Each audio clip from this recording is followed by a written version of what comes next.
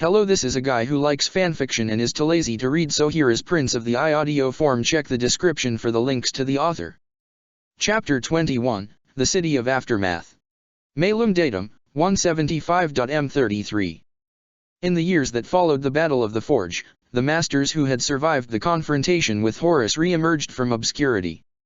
They had fled the collapse of their kingdom before Horus had dragged it into the Eye of Terror, but such had been the strength of their ties to the Forge of Souls that they had been caught in the wake of the War Master's spell.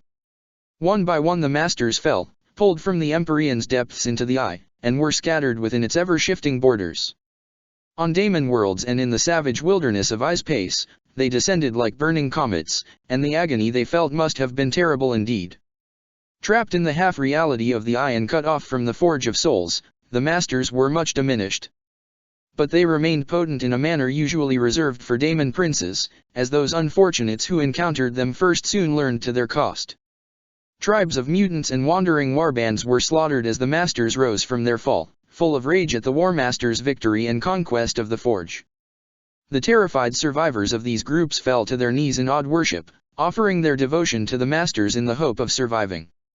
After cooling their fury in bloodshed, the Masters each individually swore that they would have their revenge upon the upstart Primarch. Though they were separated, they knew that their kin had all been dragged into the Eye. Those who had been found by groups with spacefaring capabilities claimed ships of their own, while the Masters stranded on primitive Daemon worlds used their knowledge to direct their new slaves into the construction of vessels that were as much driven by sorcery as they were by technology, or employed more esoteric means of journeying the Eye. Despite their overwhelming desire for revenge, the Masters were not blind to the scope of their self-appointed purpose. Horus was the mightiest warlord of the Eye of Terror, and had already proven himself more than the Masters' equal in direct combat. The Masters needed a new place of power, a domain safe from the depredations of the legions, where they could rebuild their strength and search for ways to claim their revenge and retake what was theirs. There were many such places in the Eye, but most were already under the control of one of the traitor legions, or another of the powers that the Masters had no desire to provoke so soon after their arrival. Instead, they set their sight upon a place that held much unrealized potential, still under the radar of the Eye's greater powers. Though only a handful made contact with one another, eons of working as one within the Forge of Souls had made the Masters similar enough that they all eventually chose the same target. So it was that, one by one, the Masters came to Aftermath. Located at one of the ends of the warp route known as the Cerulean Concourse, Aftermath was an amalgamation of hundreds of cities that had been swallowed by the warp through disaster or uncontrolled sorcery. Populated by the remnants of these cities' populations and dozens of factions and warbands, Aftermath had been in a state of complete anarchy for its entire existence. This changed with the arrival of the Masters. Through a combination of violence and what, in the Eye of Terror, may be called diplomacy, the Masters quickly conquered Aftermath and divided it up between the 10 of them. They ruled through a network of proxies and agents, many of whom had been lords of their own domain before the arrival of the Masters. The Masters themselves were rarely seen, but their chosen enforcers were dreaded throughout the whole of Aftermath, though not as much as the enforcers themselves feared the Masters. The Masters each shaped their territory to their own vision, able for the first time in eons to do as they pleased rather than as their collective council decided. Some of the Masters sought to rebuild the Forge of Souls industry, building immense factories where millions toiled endlessly. The ruins of the ancient cities were broken down for material by immense collection engines and gangs of harvesting slaves, and weapons and engines of war were crafted from their remains, though the output of all of Aftermath put together was but a fraction of the Forge of Souls. Others constructed immense laboratories and universities where the darkest secrets of chaos were explored by those insane enough to brave them, with the goal of learning a way to defeat Horus. Great libraries were built to house the forbidden lore by which many of the stolen cities had been damned, and scholars came from across the Eye to translate alien knowledge for the Masters. In the University Unspoken, students and teachers alike had their lips sewn shut, while in the Conglomerate College, the brains of those who proved most valuable were added to the grotesque, hyper-intelligent mass held beneath the building. Within the chambers of the Choir of Unveiling, here techs of all stripes worked to construct new and terrifying devices and war machines from machine, daemon, and flesh, as well as other, less recognizable materials. In the ruins of a city that the Masters said had belonged to a species called Necrontyrs, a great market was assembled, where the plunder of the stolen cities was displayed alongside the finds of 1,000 explorers throughout the Eye of Terror. All manners of currencies and trade were accepted there, with the master overseeing this bazaar taking its cut out of every transaction, this taxation ruthlessly enforced by agents armed well enough to deal with the Eye's denizens. At the edge of Aftermath, vast shipyards were built where ships of designs never before seen were assembled and put to use in the defense of Aftermath from all who would challenge the master's rule, with a few surplus ones of lesser quality being sold to the highest bidder. Though the prices demanded by the master in charge of the shipyards were exorbitant, there were always buyers, for in the Eye of Terror, only a world has more value than the freedom offered by a spaceship. The denizens of Aftermath lived in fear and awe of the masters. Attempts were made to learn more about them, and though those who got too close to the master's secrets soon vanished or were made examples of, some details began to filter down into public knowledge, though whether those were true or lies planted by the masters remained unknown. Under their cloaks, it was said that the masters were made of flesh, and that flesh was covered in cold, scaled skin. They possessed psychic powers as well as source-rouse lore, and their psychic might was far greater than that of any mortal psyker. They could see through the eyes of their agents, and speak through them, but doing so invariably burned the body of the unfortunate vessel to ash. They each hid a wound beneath their cloaks, inflicted upon them by Horus Lupercal in the Battle of the Forge of Souls. Names were also given to the masters, attributed to them by the masses rather than claimed by the masters themselves. Eventually, though, the necessities of ruling Aftermath required that there be a way to refer to a specific master, something that hadn't been needed in the Forge of Souls, where they had all ruled as one. Those names were more akin to titles than names, loosely translated from the language of daemons into the Low Gothic dialects that were mostly used by the population of Aftermath. They were based upon a master's area of influence. The master controlling the halls of knowledge was known as Master Head, while the one controlling the shipyards was Master Harbor, the one in charge of the factories Master Task, and so on. These names were only used when speaking of the masters in their absence. What, if anything, the master's agents called them when making their reports and taking their orders was something known to them alone. Under the rule of the masters, Aftermath, which before had been a curiosity in a backwater, became a rising power in the Eye, unaligned in the great game of chaos. The traitor legions quickly took notice, and emissaries were sent to Aftermath by the word-bearers, the Thousand Sons and the Emperor's children, offering the masters to join them as a protectorate. The masters refused all such offers, and decreed that no Chaos Marine was allowed to set foot upon Aftermath, lest they face their wrath. Forced to follow the masters' rules or risk losing access to Aftermath's bounty, the traitor legions worked through mortal intermediaries and agents, sending them to negotiate deals on their behalf while they remained aboard their ships, outside the range of Aftermath's impressive defenses.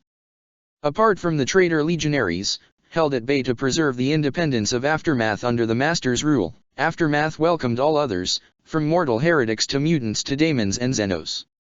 The only exception were the Eldars in all their forms, be it Exodite, Craftworlder or denizen of Comarik.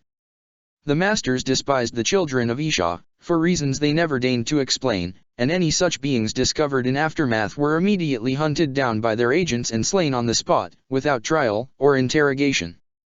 Aftermath was already the size of a world when the masters arrived, and it continued to grow after that. New cities continued to arrive, spat out of the storms that surrounded it and cast their baleful illumination upon it in lieu of a sun. These cities drifted through the void, immediately set upon by plunderers in the employ of the masters, until they crashed into Aftermath and were added to its mass. By the strange laws of the Eye, the atmosphere of these lost cities remained breathable instead of being vented into the void, though asphyxiation would often have been a kinder fate than what awaited the new arrivals. In the Malum Datum 175.m33, several years after the master's capture of Aftermath, the War Master dispatched his own envoys to the Amalgam world. Horus had long since learned of the master's return, and knew that diplomacy would not serve him here. Nor was the War Master willing to spend the resources required to invade Aftermath. The planet was too far from the territory of him and his allies to make holding it a viable option.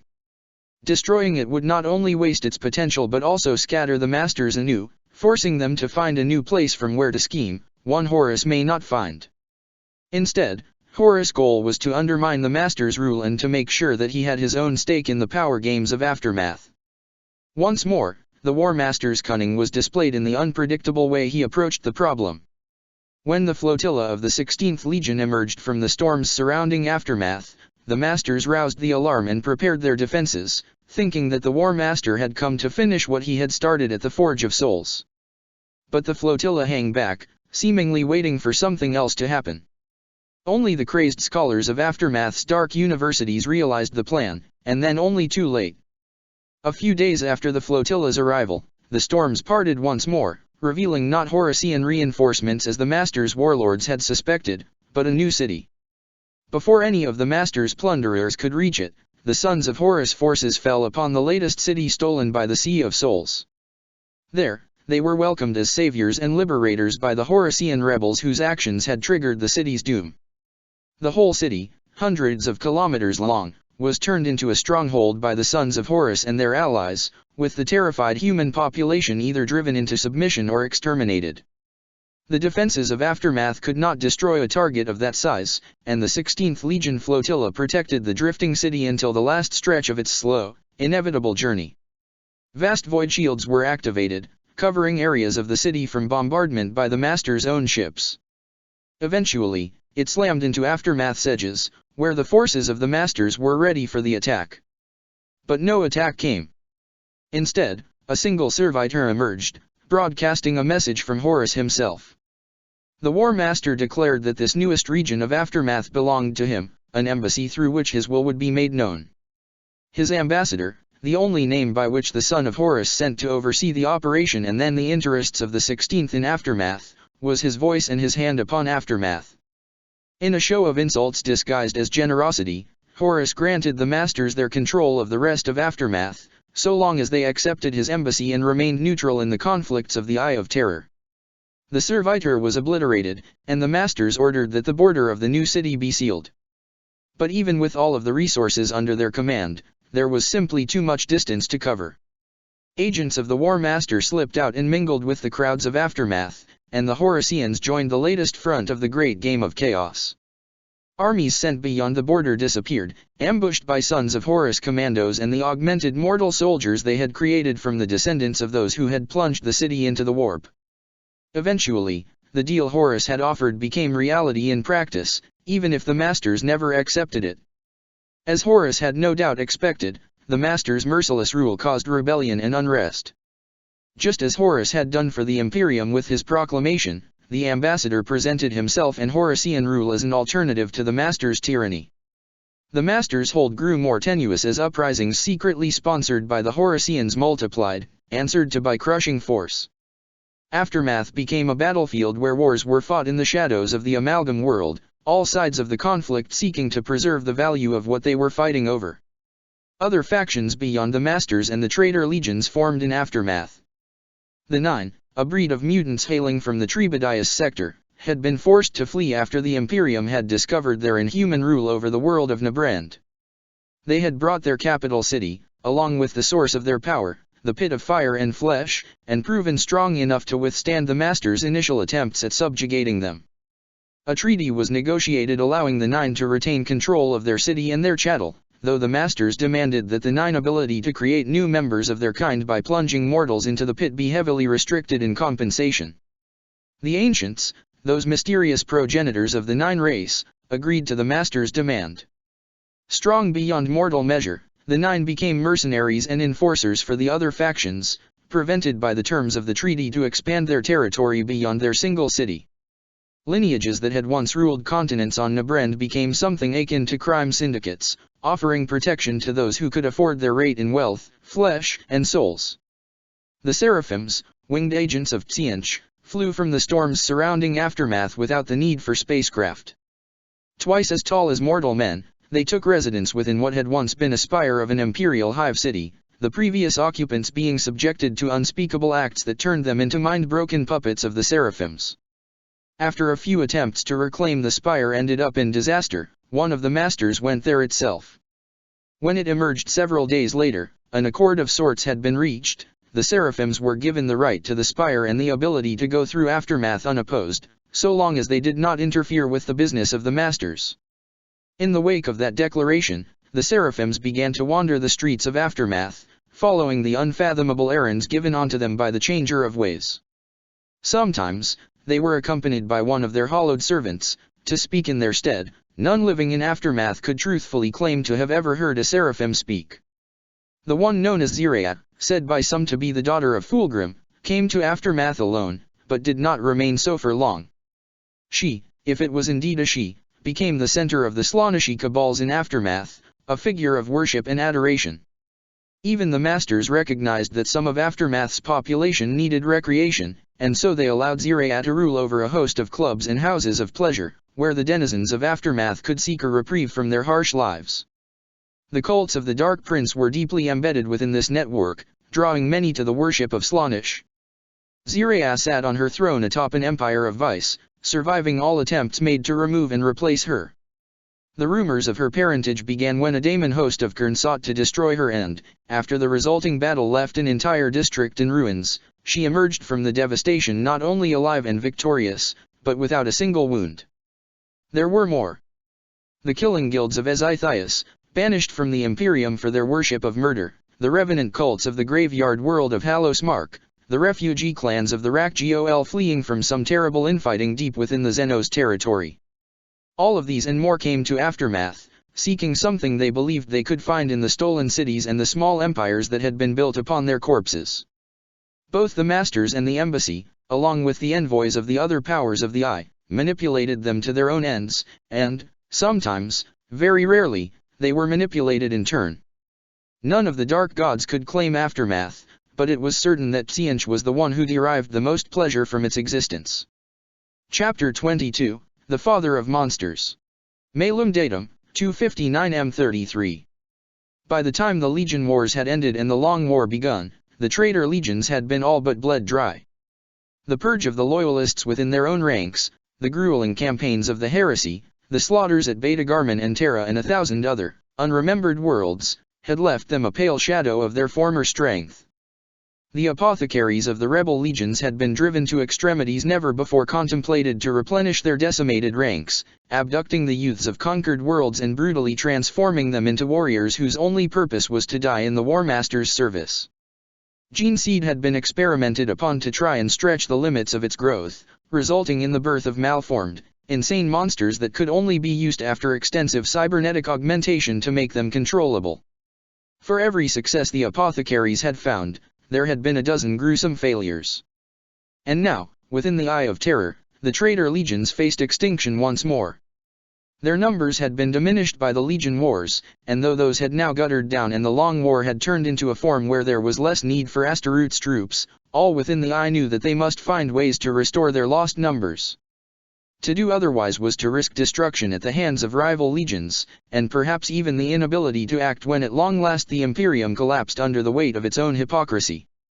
The mere thought of having survived so much only to die a slow death over the course of millennia of attrition was unbearable. The apothecaries of the traitor legions had made pacts with the Dark Mechanicum and constructed facilities where they could turn boys into more Chaos Marines, but there were precious few untainted children within the Eye. With Dorn's defenses surrounding the Eye of Terror and preventing raiding parties from capturing the children needed, the apothecaries turned to darker means still, seeking to adapt the sacred process of gene seed implantation even further so that it may take root within young mutants. Catastrophic failure rates, however, soon drove the apothecaries to desperation, and their masters to wrath. Faced with many punishments, the least of which was death, the apothecaries spoke of a name, of one who had displayed mastery over the Emperor's gene craft greater than any save the master of mankind.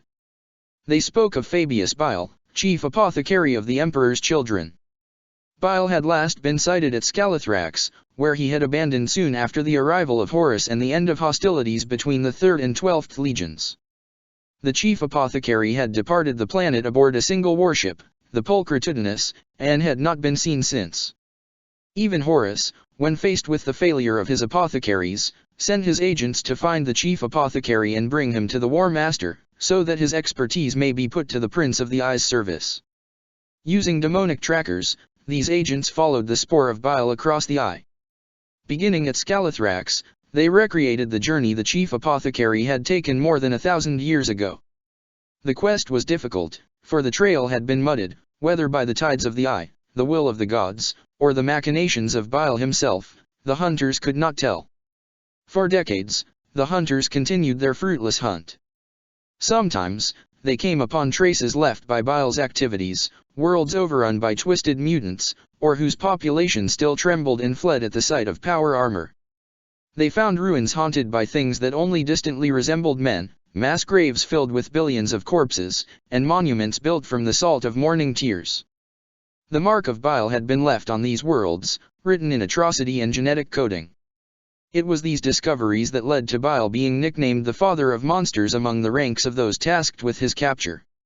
Other times, the hunters dispatched by Horus came into contact with warbands from other legions, pursuing the same quarry.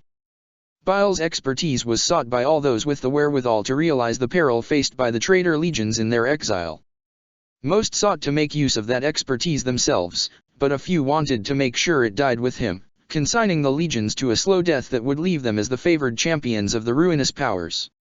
Such encounters rarely ended well, and fresh corpses and atrocities were left atop those caused by Baal himself.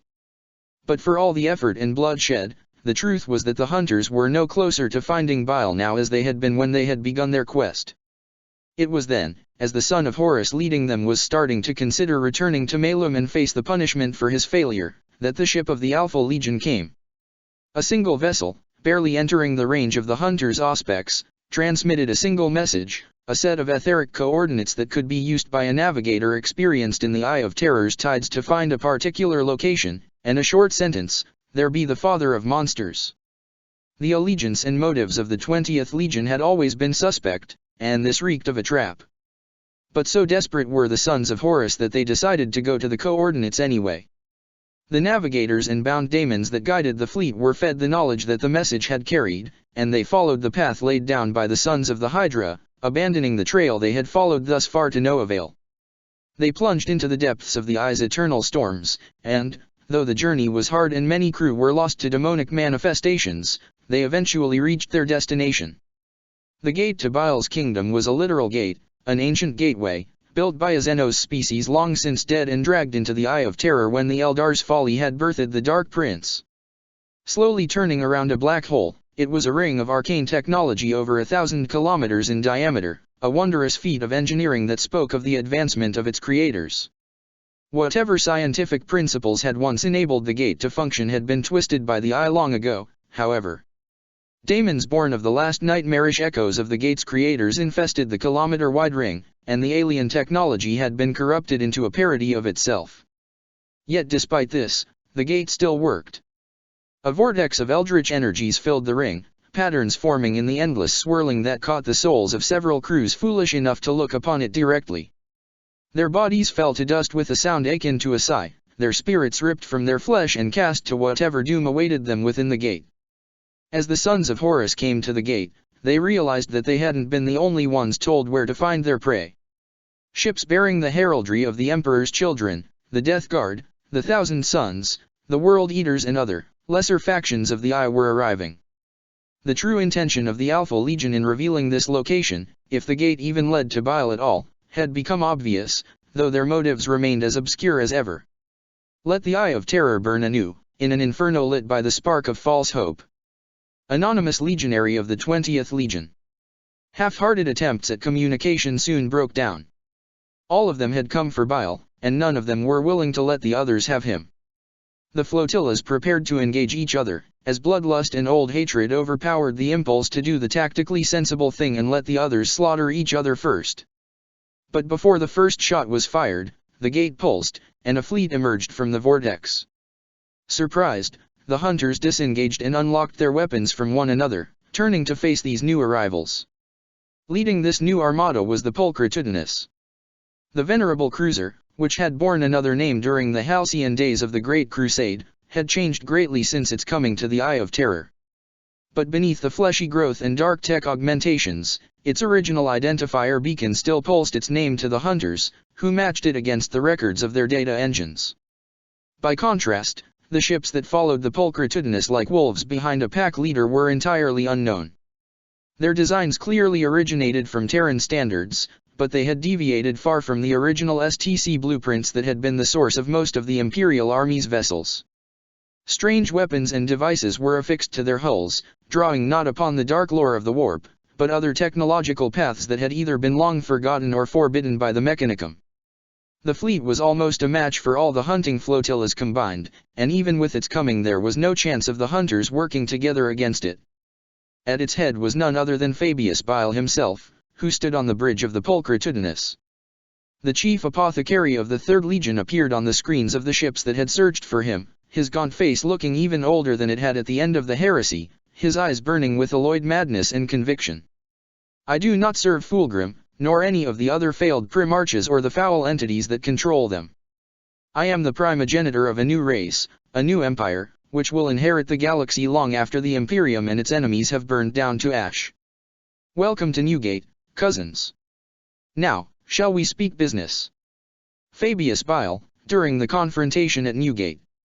The images of the crew that showed in the transmission were disturbing. They seemed human, yet not. This was not the alien Phanes of the Eldar, whose form was only vaguely similar to humanity.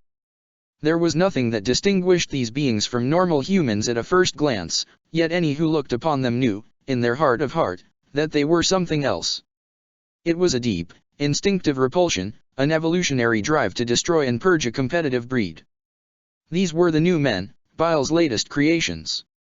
After Scalathrax and the disaster at the Broken Conclave, the chief apothecary had grown disillusioned with the Primarchs and his own kind.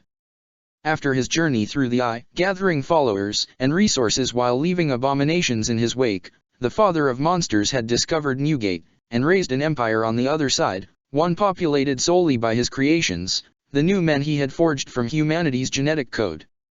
With the might of his new empire's armada behind him, Bile was able to dictate his terms to the hunters. By the time those made it back to their lords, it was easier for them to accept the father of monsters' proposal, and a new neutral power appeared in the Eye, though its actual presence was very limited. A space station was constructed at Newgate, orbiting the same black hole. Aboard it were members of the consortium, the apothecaries from various legions that Bile had gathered to his side during his errands across the Eye of Terror. Named the Flesh Market, this station became the point of contact between the self-titled New Empire and the rest of the Eye of Terror. In exchange for a bounty in technology and resources, the consortium helped replenish the diminished ranks of the traitor legions. All who could meet its prices were given access to the gene mills, where machines straight out of the dark age of technology gave birth to thousands of untainted, flash-grown children ready for implantation and indoctrination, both of which could also be performed by the Flesh Market's facilities. Ships of the New Empire regularly passed through the gate on their way to the Flesh Market, taking the tributes and bringing supplies and the warriors created in the Empire's own laboratories. While all the Chaos Marines the consortium produced were created within the Flesh Market, there were other services available to those with truly extraordinary offerings. Several warlords came to the Flesh Market as pauper, only to depart with an entire flotilla of New Empire vessels and an army of cloned soldiers, because they had brought something that had caught Bile's attention. Such lavish rewards led to many seeking to earn the father of monsters' favor, though few managed to gain it, no matter the lengths they went to in order to secure ancient technology or samples of exotic life forms. 3 tons of Eldar Wraith bone, a technomantic array recovered from Medusa itself, the children of a high-gravity world and a drop of Uvath blood, whatever those are supposed to be. I tell you, I have no idea what the chief apothecary is up to nowadays. Conversation overheard on the Flesh Market between 2 members of the consortium. There were many who questioned Bile's motives, given his declaration of enmity against both his former legion and all of the other powers of the Eye.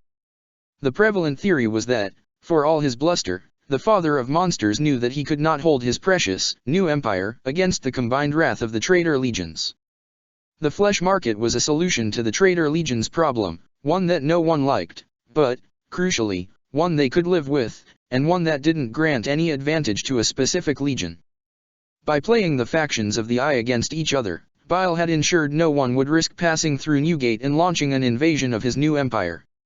Of course, that didn't stop them from trying to send spies to find out more about the father of monsters' mysterious domain and his new humanity. Trying to use stealth crafts to pass through Newgate was a doomed endeavor, as the gate's emanations would reveal any ship that crossed it. Instead, the spy masters of the Eye tried to infiltrate operatives aboard the supply ships. Security was tight on the flesh market, as was expected of a place where such valued goods and services were exchanged, but no security was ever truly foolproof, especially in the Eye of Terror. Hundreds of agents made it aboard the new Empire's vessels, vanishing alongside them through Newgate. None were ever heard of again. It seemed that the security on the other side of Newgate was even greater, and with no way of obtaining information on what kind of defenses the new Empire was using, the spymasters were forced to resort to brute force in the hope that eventually one of their spies would report something. Even the attempts at summoning daemons and asking them about the new Empire failed, as the Neverborn knew nothing of Baal's creations, reinforcing the idea that Newgate may actually lead beyond the borders of the Eye of Terror. As a result of all this secrecy, the Chaos Marines born from the flesh market were regarded with suspicion by their brethren, who wondered what hidden directives Baal may have implanted deep within their psyches. The best efforts of the Legion's mind scourges revealed no such thing, which only made those who suspected their presence more paranoid. Yet these reinforcements were too desperately needed, even if the new bloods would forever be kept subservient to the veterans of the Long War, save for a few exceptions. And so, thousands of new Chaos Marines were added to the ranks of the traitor legions, their only memories being of the Eye of Terror and the Long War. Like the recruits that filled the Loyalist legions now, thousands of years after the Siege of Terra, they knew nothing of the Great Crusade and the heresy but tales passed down by their elders. Their lives were filled with the brutal battlegrounds of the Eye, as this influx of fresh warriors caused rivalries between warbands to reignite, though things didn't escalate into a return of the Legion Wars. By a cruel irony that was entirely typical of existence in the Eye, only the Death Guard and the Thousand Sons, two legions that stood opposed in every way, did not make use of the flesh market. Their unique conditions prevented them from employing the consortium's services. The Thousand Sons' reserves of gene seed were all but gone because of the rubric, and the Death Guards were forbidden from stepping foot aboard the flesh market for entirely different reasons. The Sons of the Crimson King used different, altogether more eldritch means of maintaining their decimated numbers, while the servants of the Plague God depended upon sorcery and ritual to make worthy mortals, no matter how corrupted and genetically deviant, ascend to the ranks of the Astaroths. Only a few ever suspected that, perhaps, Baal's purpose in opening the flesh market went beyond simply securing his domain. These scattered souls looked upon the renewed conflict between the traitor legions and wondered if maybe, just maybe, the father of monsters sought to hasten the destruction he had prophesied. Chapter 23, The Testament of Veritas. Verifying credentials. Access granted. Initiating recording 9257B 9527. Recorded by Scribe Servitor Designation 698708 A Thought, 270M33, Terra. The angel came to me in my dreams last night, and told me I would die soon. This was no surprising revelation to me, of course. I have known of my coming death for a long time, even if I have never let its looming shadow prevent me from doing my duty. But the angel told me too that it was enough, that I had served, and served well. I need no longer resort to ever more desperate means of prolonging my life. It is time for me to accept the inevitable, and trust that what we have built will endure even after I pass from this life and into the arms of the God Emperor. I am an old man. I was an old man when this all began, when the galaxy burned and the dream I believed in with all my heart was shattered. I have seen an empire rise, fall, and rise again. I have lived far longer than any mortal man should, and seen far too much. I am tired. So tired. My body is breaking down on a cellular level, Rejuvenat treatments no longer able to keep the ravages of time at bay. Half my flesh has been replaced with cybernetic prosthetics designed by the finest artisans of the mechanic use. But it is not enough. Immortality was not meant for those such as I. And so this is to be my testament. One last confession, dictated to a servitor because I do not even trust my hands to hold a pen anymore. Once I have died, it will be logged into the archives of the Inquisition, where those worthy of knowing the truth may access it. All inquisitors have secrets. It is part of the weight of our mandated task. But I have a great deal of them even by that standard, more, I believe, than almost any others. Those who think themselves my peers know me as Laston Nimagiun Veritas, Lord Inquisitor of the Holy Ordos. I have borne that name for the longer part of my life, if not the greater one. I took the name of Veritas in the ashes of the Siege of Terra, when the arch-traitor and his cohorts fled from the wrath of the Imperium after failing to claim the throne world but succeeding in crippling its master. Before that, before I became one of the first to bear the mantle of Inquisitor, I was known as Kirill Sinderman. I was an iterator of the Great Crusade, tasked with bringing the Imperial truth to compliant worlds. I was part of the War Master's own entourage. I was there when he fell on Davin, and rose anew, filled with corruption none of us could see. I was there when Istvan III burned at his command, murdering those of his sons he knew would not follow him into rebellion. I saw miracles and horrors untold, in those darkest of days. The man I was died, and someone new rose in his place. But the tale of the heresy is not what this is about. There exist records already of that grim era, even if they are fragmentary and incomplete, purged of that knowledge deemed too dangerous to remain. I understand the need for such willful ignorance. I was there when it was decided. And so, I shall not speak of the days of Horus Rise, of the civil war that tore the Imperium in two. I shall instead speak of what happened after. The history of the Imperium is a maze filled with mist and mirrors, some of it by design, the rest by accident and the sheer passage of time. So much of the past has been replaced by myth and legends, known only to those few of us who lived it and endure. The Imperium is built on a million lies, and I have helped craft many of them. It would be just, I think, for my last deed in this life to be done under the aegis of the truth I once sought to serve. Let this, then, be the tale of the Imperium after the siege, after the sons of the Emperor clashed and decided the fate of humanity. We found ourselves amidst the ruins of the Great Crusade's dream, with the master of mankind silent on the golden throne and the traitors fleeing. It did not feel like victory. We believed Horus dead. It must seem foolish now, to those inquisitors who were born in a galaxy in which the consequences of the proclamation echo forevermore. But we had seen the traitor War Master's broken body carried away by his sons, just like the Emperor's own shattered physical form was brought off the vengeful spirit by Dorn. We had felt the clash of divine powers in the heavens above Terra as the Master of Mankind battled his renegade progeny. If the Emperor had emerged from this conflict in such a state, how could Horus, for all his infernal might, have survived? The disappearance of the sons of Horus only reinforced this belief. Remnants of the other traitor legions lingered in the galaxy, but of the 16th there was no sign. We took this as proof that their primarch had died, and that without him, those who had damned themselves in his name no longer had anything left to fight for. Yet even if Horus was dead, there remained plenty of threats. The scouring took decades, even with Sanguinius leading the fray, but eventually the last of the traitor legions was forced into the Eye of Terror and the last of the tainted worlds was purged of chaos' vile influence.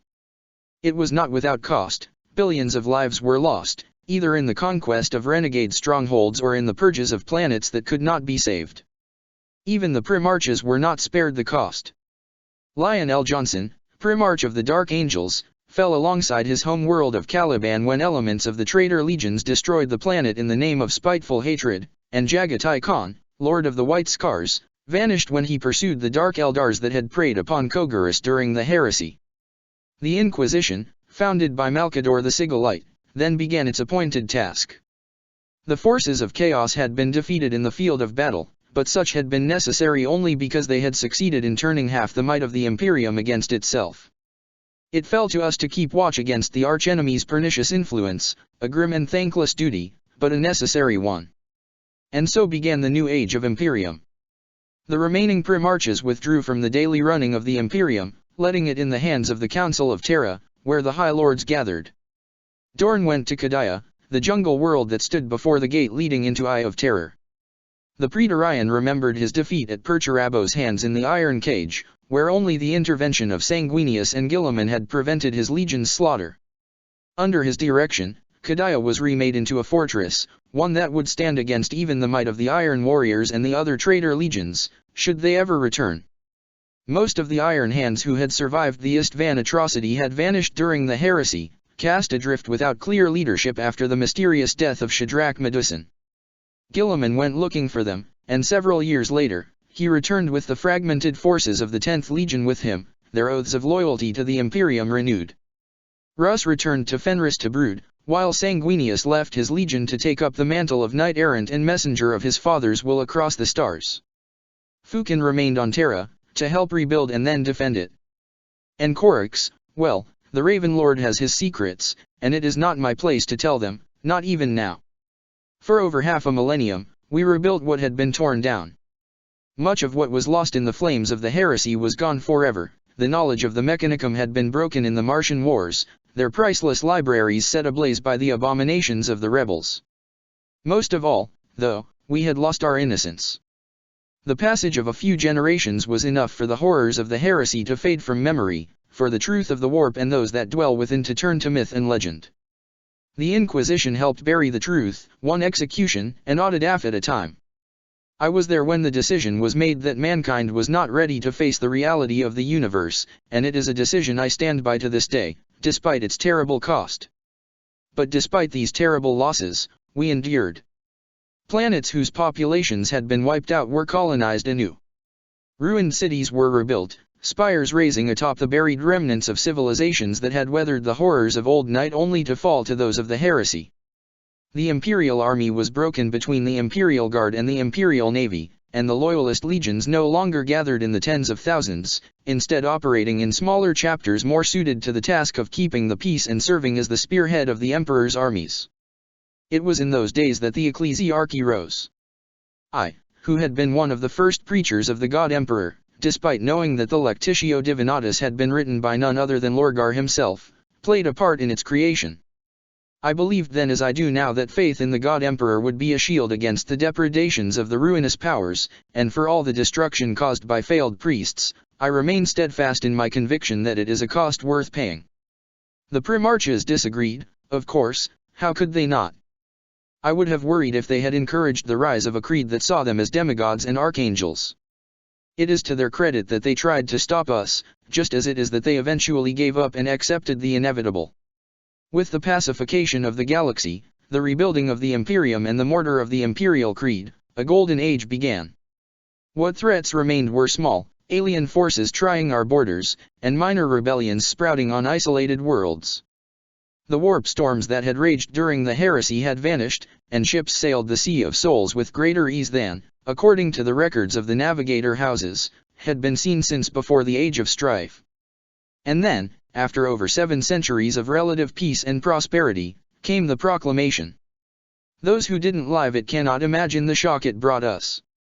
I myself nearly perished when I heard the news from Kadaya, my centuries-old cardiac system shutting down and requiring the immediate aid of my Medici to bring me back from the brink. I shivered in fright when I heard that hateful voice and the lies it carried across the stars. But the reaction of the Imperium was much worse. Trapped behind Dorne's walls, Horus had known exactly where to hurt us. The proclamation did not sunder the Imperium like the heresy had, but it sent cracks running across its foundations.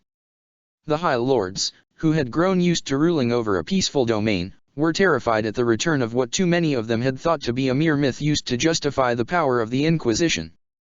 I remember hearing cries across the Senatorum Imperialis for negotiations to be opened with the powers of the Eye of Terror, though that particular heresy was but the most shocking of countless traitorous thoughts and plans that were made on Terra in the wake of Lupercal's declaration.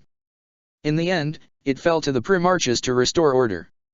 As world after world burned to those of my peers who vainly sought to silence Horus' voice, the sons of the Emperor returned to the throne world.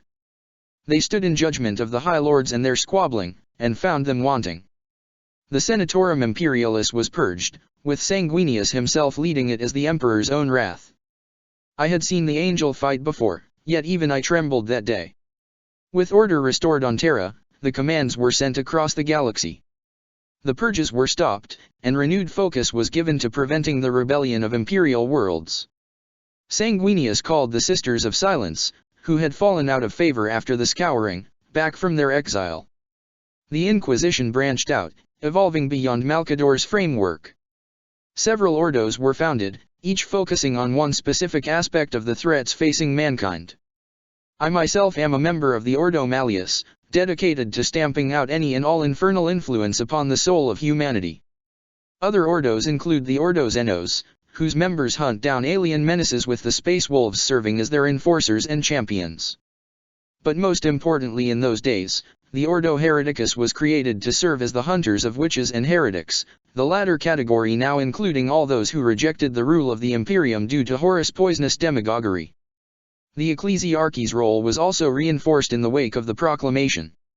No longer could we hide the existence of the traitor legions, not when the words of Horus echoed in the Empyrean. In a grand conclave, the imperial creed itself was modified. Once more I was there, and helped design the new dogma that would hopefully limit the damage caused by the proclamation. The traitor legions were branded as fallen angels, champions of the God Emperor who had turned from his grace and been corrupted by demonic powers. As the 9 traitor legions began to appear across the galaxy once more, we wove stories of their fall, mixing truth and fiction to paint them as pathetic and tragic figures, who had succumbed to the worst impulses of humanity and in doing so lost the divine spark granted unto them by the God Emperor. The loyal Primarchs and their sons did not appreciate this, nor did they the renewed adoration of the imperial people for them that followed. But they relented again in the end, unwilling, in this as in many other things, to risk a civil war between the legions Astaroths and the armies of faith. There was little doubt that the Space Marines would win such a conflict, but tear the galaxy asunder anew in doing so. Sanguinius especially was displeased, for we framed the siege of Terra as Horus fleeing from him, the anointed champion of the God Emperor and inheritor of his wrath. The proclamation raised many questions, and caused much debates among the ranks of the Inquisition. Not on its veracity, of course, any who dare raise that question as anything else than a devil's argument are promptly executed. But faced with this new approach of the arch-traitor, we must ask ourselves, is the tyranny of the Imperium the best way forward? By enforcing the rule of the God Emperor with an iron fist, do we not facilitate the very rise of rebellion and heresy? If Horus were only an exiled prince, only a rebellious warlord who sought to overthrow the Imperium and sit himself upon his father's throne, then yes, perhaps such would be the case. But he is much more than that.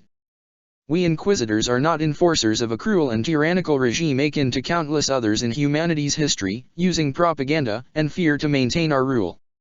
Horus and his cohorts are the champions of actual infernal powers, demonic entities of immense power and limitless malice who seek to drag our entire species into damnation. The totalitarian regimes we empower across thousands of worlds are the only way to keep the corruption of chaos from taking root, even if their ruthlessness breeds discontent and rebellion.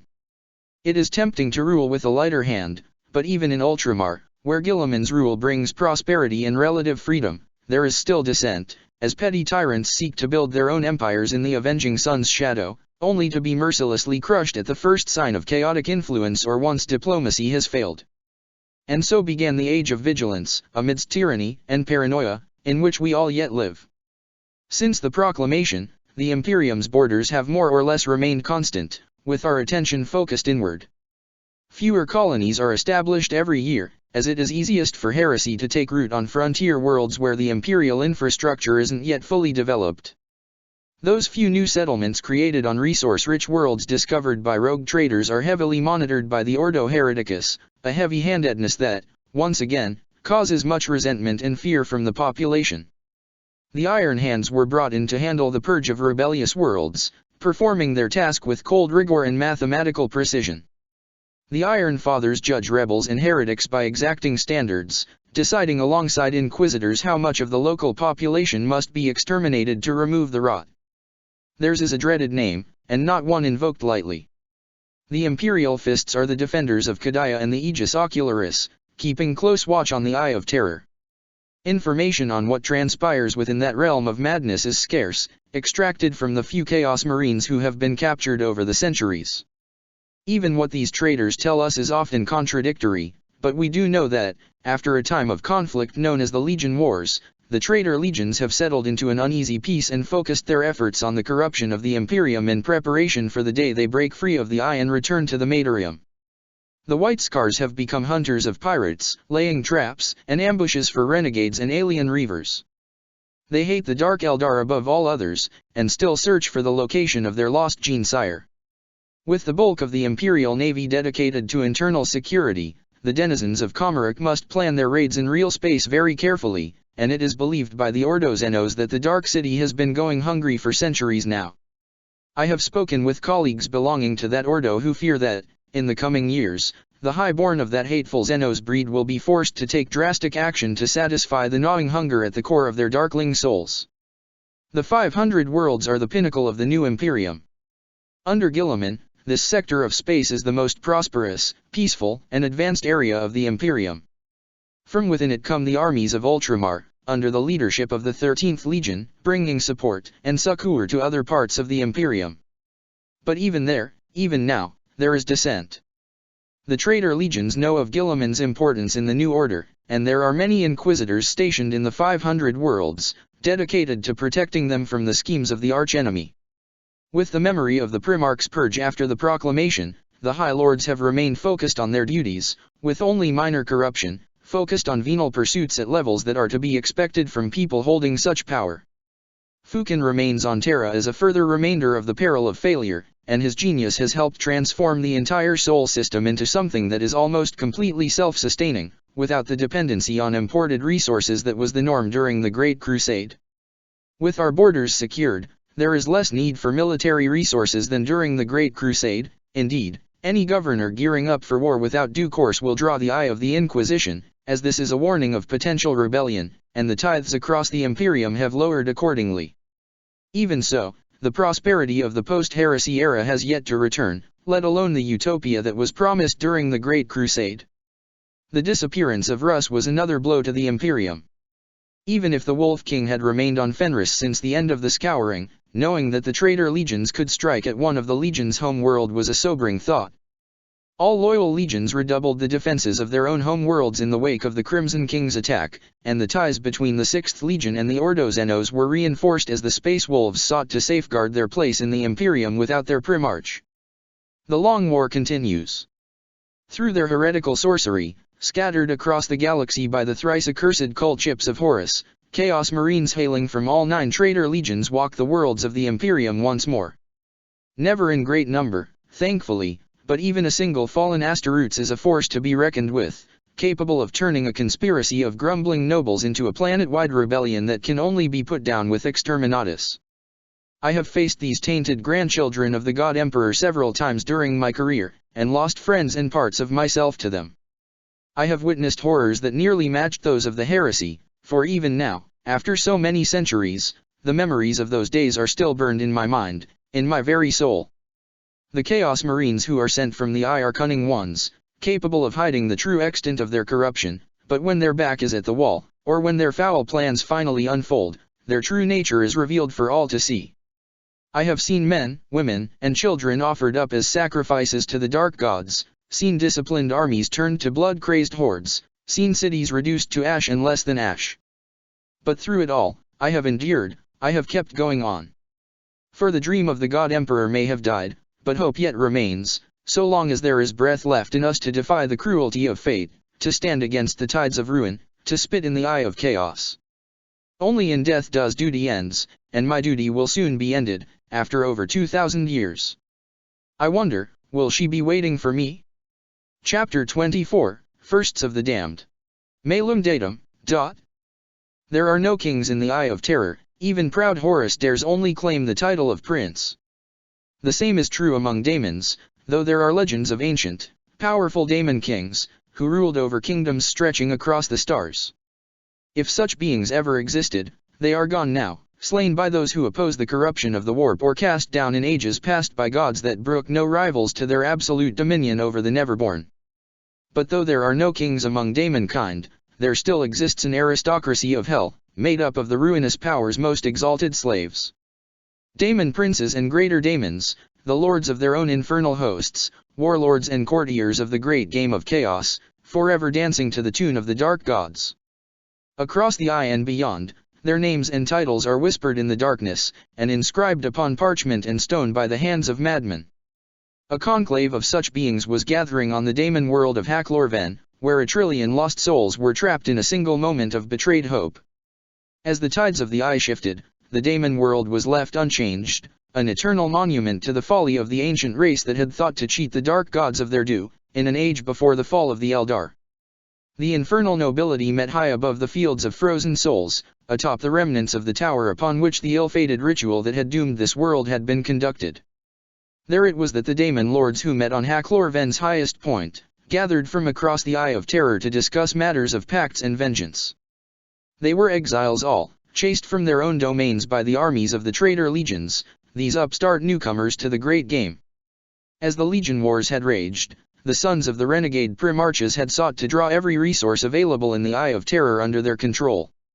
With blade and sorcery, they had conquered Daemon World after Daemon World, heedless of the ancient treaties and rites of conquest that had seen them divided between the children of the Pantheon after the birth of the Dark Prince. The tower was vast beyond mundane engineering, raised at the apex of a civilization that had reached too far and touched its doom on the other side of the veil. The platform upon which the Daemon Lords met was nearly a kilometer in diameter, and host to hundreds of crystallized statues. There was space enough for all 72 infernal lords to manifest, though some of them had assumed shapes less enormous than those they usually favored as a concession to the needs of the gathering. Each of them had come alone, leaving their followers at the base of the tower, where already they had begun to kill each other for sport. It did not matter to the Daemon Lords even if they all wiped themselves out. This gathering, this infernal conclave, was far more important. Never had so many Daemon princes and greater daemons of different choirs met in the Matorium, and rarely had this happened even in the Eye of Terror, or even in the realms of chaos themselves.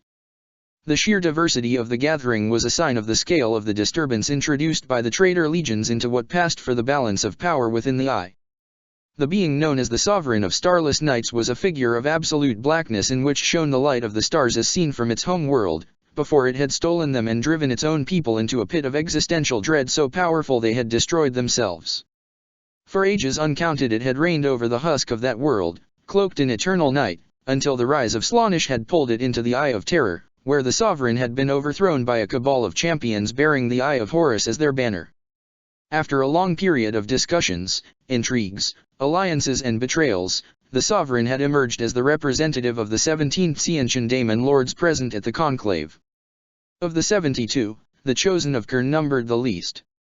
None of the Blood God's champions had retreated before the advance of the traitor legions, and most of those who had been forced out of their worlds by either sorcery or defeat had been co-opted by Angren's crusade in the Radiant Worlds, where the Lord of the Red Sands battled the anathema's light-forged angels in an endless slaughter. But a few had come to hack Lorven all the same, their fury at being defeated through cowardly means surpassing even the pull of Angren's call to eternal war. There were 8 of them, as there should be, and the one who came to speak in Khurne's name was the mightiest of them all, again, as it should be. Vangash Hagish the Ever-Bloody would have been classified by the Diabolists of the traitor legions as a bloodthirster. Once, it had ruled over the Daemon world of Cathallen, endlessly fighting against the legions of Tzientch, until a cabal of Horusian sorcerers led by Ahriman himself had bound its Tzientchian rival to their service and crafted a ritual that had forced the bloodthirster to depart from the world and prevented its return for as long as their banner flew upon its captured stronghold. With fire and sorcery, the plague planets of the Nergalite Neverborn had been cleansed so that the traitor legions could harvest their resources for their own use. Orbital bombardments had razed cities of rot and rust, and sorcerers had stalked the ruins and burned everything down, banishing the wounded daemons back into the Empyrean while their will reached out and forced out their influence. Only where the flag of the 14th Legion flew were the scions of the Grandfather safe, for of the 9 traitor legions, only the sons of Mort Arian were willing to share their domains with the pestilent Neverborn. By their very nature, the champions of entropy were anathema to the sons of Primarchs who sought to build their empires within the Eye of Terror, and so they found themselves hunted by all Chaos Marines, only rarely bound into servitude and containment instead. 21 Lords of Decay had gathered to hack Lorven, the tower beneath their feet straining as the curse of unchanging permanence cast upon it by the gods struggled to resist the pull of entropy. Speaking for the scions of Plague was Coghever, the bestower of sorrow.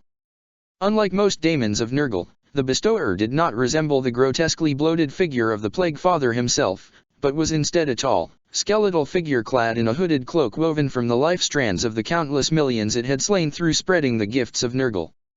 Since the fall of the Eldar and the opening of the Eye, the scions of Slaanesh had held dominion over the greatest number of Daemon worlds, though their initially complete control had only waned as the other 3 ruinous powers sought mastery of this priceless territory. But though the Dark Prince's holdings in the Eye had been on the decline since the Great Game had begun in his grave birth, the children of Slaanesh were still the most numerous faction among the dispossessed Daemon lords. Their pleasure palaces and fields of pain had proven poor defenses against the brute military force of the legions, and though defeat was an experience to be savored as much as any other, so too was revenge for every slight inflicted upon them. 19 daughters and sons of the youngest god had heeded the call to gather, and the one who spoke for them was Ilkria, Duchess of Delightful Agonies. She had come to the gathering in the shape of a tall Eldar female, the image of one of the Soul-Broken's ancient goddesses, tainted only by her missing eyes, which wept tears of blood and within the empty depths of which gleamed a hungry light. In her hands, she held the broken remnants of her sword, which had been ruined by the Dark Apostles of the 17th Legion when they had conquered her world in the name of Lorgar and the Crimson Accords. 7 other Daemon Lords were of no easily recognizable allegiance. These were the children of Chaos Undivided, who paid fealty to none of the individual powers. They had all once walked the galaxy as mortals, for it was only by elevating those of their champions who had earned their combined favor that the Dark Gods could tolerate creating Neverborn not bound to them. Like the Daemon Kings of old, there were stories that spoke of such creatures, spawned in the earliest days of the primordial annihilator, but they were stories and nothing more, not any longer.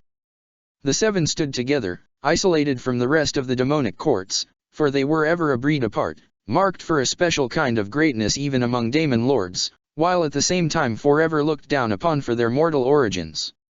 First among them was a being called the Lord of Gears, a humanoid shape in a crimson cloak with a multitude of eyes peering out from its hood, set between ever-turning brass gears.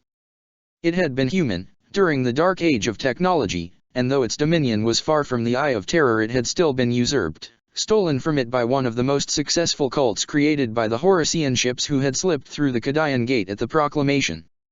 It was the sovereign of starless nights that spoke first. Daemons do not speak in any mortal tongue when communicating with one another. Even those who originated from the ranks of the living are creatures of raw concept and emotion, given form by their animating will and aspect by the nightmares of those who behold them trying to make sense of something that has no place in the Materium. When the children of chaos communicate, on those rare occasions when they can tolerate another's presence, they do so in their own way, which only tangentially resembles what mortals think of as language. To creatures such as they, there is no such thing as idle chatter, no wasted words or meaningless banter. Like the dark gods, they are fragments of, they exchange concepts and ideas rather than words, and every single one of them holds the seeds of damnation. But the surface of their exchange can be translated, however imperfectly, into something comprehensible by mortal minds. The sovereign began by stating once more the purpose of this exalted gathering. Though they had suffered at the hands of warbands from all 9 exiled legions, the Daemon Lords knew who was the source of their predicament, said the Tiantian representative. Horus, War Master of Chaos and self-proclaimed Prince of the Eye, had by his very presence altered the nature of the great game within the Eye. The mortal armies that had come to the Eye in the wake of the gods' strike against the anathema had been supposed to be broken, added to the ranks of the lost and the damned that populated the realm and made the playthings of the Daemon Lords. Yet instead, these primates sought to become lords of their own. Horus' shadow and example loomed large, and if one mortal warlord, however exalted, could hold dominion over the blessed, then why could not others? By his presence, the War Master had made whole that which should have been sundered, either in his service or in opposition to him. This had to end, the sovereign declared, to the grudging acclaim of its peers. The dominion of the legions upon the Eye of Terror must be broken, and mortals made to remember their place in the hierarchy of the gods' servants. The Duchess of Delightful Agonies mentioned Aftermath, the City of Cities, and the masters who now ruled it. Horus' conquest of the Forge of Souls was yet another slight from the upstart, yet Ilkria pointed out the opportunity it had created for them. The masters would not have deigned join the efforts against Horus before, they had cared for nothing beyond their domain and the paying of the tithes by their horde of soul grinders. But now, all knew that they too had sworn revenge against the War Master. But Coghever shook its head. The masters had already been approached, they had their own designs, their own plans and schemes, and would only join forces with other powers if those came to them as subordinates, not equals. Even in their exile, said the bestower of sorrow, they were prideful creatures, reflecting of their own origins. And besides, the masters were known to the War Master, by associating themselves with the former lords of the Forge of Souls. The Daemon Lords risked drawing attention to themselves before they were ready. Slowly, a coalition began to form, as the inherent hatred the firsts of the damned held for one another were eclipsed by their displeasure with the legions who had usurped their kingdoms. What passed for infernal diplomacy was a dreadful thing indeed, and pacts that involved the doom of billions of souls were made as bribes. Months passed, turning to years, and still the discussion continued, progressing ever so slowly. Something which mortals may have called a charter was drafted, describing the terms and goals of the Convention of Hak-Lor-Ven. The Daemon Lords wrote it in blazing letters upon the flayed skin of dead legionaries, and one by one all 72 signed it, investing part of their power into the charter, willingly binding themselves to it so that all would be forcefully bound to its terms in turn. It was then that a great shadow fell upon the assembled Daemon Lords. The skies of Hak-Lor-Ven were suddenly shrouded in darkness, and from that darkness descended a tall figure, cloaked in the very fabric of night itself.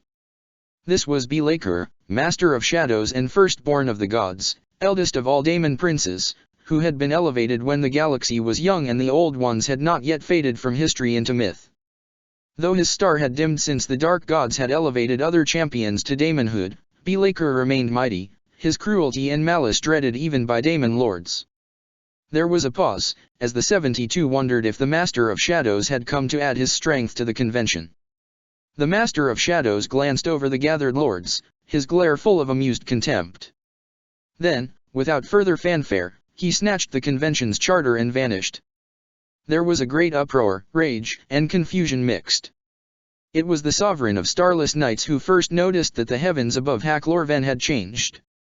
No longer did the burning lights of the Eye of Terror shone upon the convention, instead, a uniform scarlet glow stretched from horizon to horizon, and the Daemon Lords were trapped beneath it, unable to escape from the Daemon world. Be'lakor, in a feat of ritual sorcery made possible only by the unique conditions within the Eye of Terror, had used the convention's charter as the keystone for a working of truly staggering scale. The firstborn of Chaos had turned Hak-Lor-Ven into a jewel-like bauble, which he presented to Horus Lupercal as a gift and sign of alliance. The War Master looked at the orb, seeing past its crystalline exterior and at the caged lords inside, and smiled, before welcoming the first of the damned to his court. Like the Daemon Lords, Be'lakor had observed the rise of the traitor legions within the Eye of Terror. But where the possibility of being overthrown as the gods favored in the Eye had driven the lords to wrath, the Master of Shadows had seen opportunity instead. Be'lakor cared not for being the first among the dark gods' servants. During the countless eons he had spent as a prince of ruin, the Master of Shadows had long since grown to covet the power of godhood for himself. Horus, who wielded the might of all four ruinous powers yet was beholden to none, seemed to Be'lakor a path to the ultimate dominion he desired for himself. For a time, Be'lakor remained on Me'lum, acting as one of Horus' advisors in matters related to the Neverborn. The Master of Shadows was not trusted, of course. Horus was no fool, but his knowledge of the intricacies of the various pacts and ancient covenants by which the ruinous powers were bound surpassed even that gleaned by Horus when he had ascended on Molech. With his assistance, the War Master was able to play upon the ever-present distrust and conflict between the choirs of the dark gods, and any possibility of a new demonic alliance against the War Master faded away. Entire Daemon worlds were lost to renewed warfare as immortal grudges were stoked once more, and the dreams of psychers across the galaxy were filled with dreadful imagery as the echoes of these conflicts reached them. Eventually, however, Be'lakor vanished from Me'lum. None knew where he had gone, and those few who dared to ask Horus received only an enigmatic smile in response. Wild theories blossomed. Some thought the War Master had destroyed or imprisoned the Daemon Prince after a failed attempt at usurpation, while others believed that Horus had sent Be'lakor on a secret assignment. Regardless, the firstborn of Chaos was not found, despite the best efforts of many of Horus' paranoid enemies, and not a few of his allies. As for Hak-Lor-Ven, it remained within the Prince of the Eye's palace on Me'lum, a jewel laying on a cushion woven from the souls of the War Master's foes. Within, the Daemon Lords remained, and though they were exiled from reality and unreality alike, they remained mighty and cunning. By the terms of the convention, they were proscribed from directly harming one another, save for the case of agreed-upon duels, a clause which had been added to the charter in order to placate the K'harnate Neverborn. And so they built kingdoms instead, dividing Hak-Lor-Ven between themselves. Together, a cabal of Daemon Lords found a way to break the crystal statues of the world's doomed inhabitants and bind the souls within, resurrecting that ancient species into a new form as their slaves, before the cabal split, and its secrets were spread among the 72, now calling themselves the Exiles. Worshipped by these deceived creatures, the Exiles created new civilizations, each reflecting their own aspect of the primordial truth, and with those they intrigued and made war upon one another like gods from ancient myth.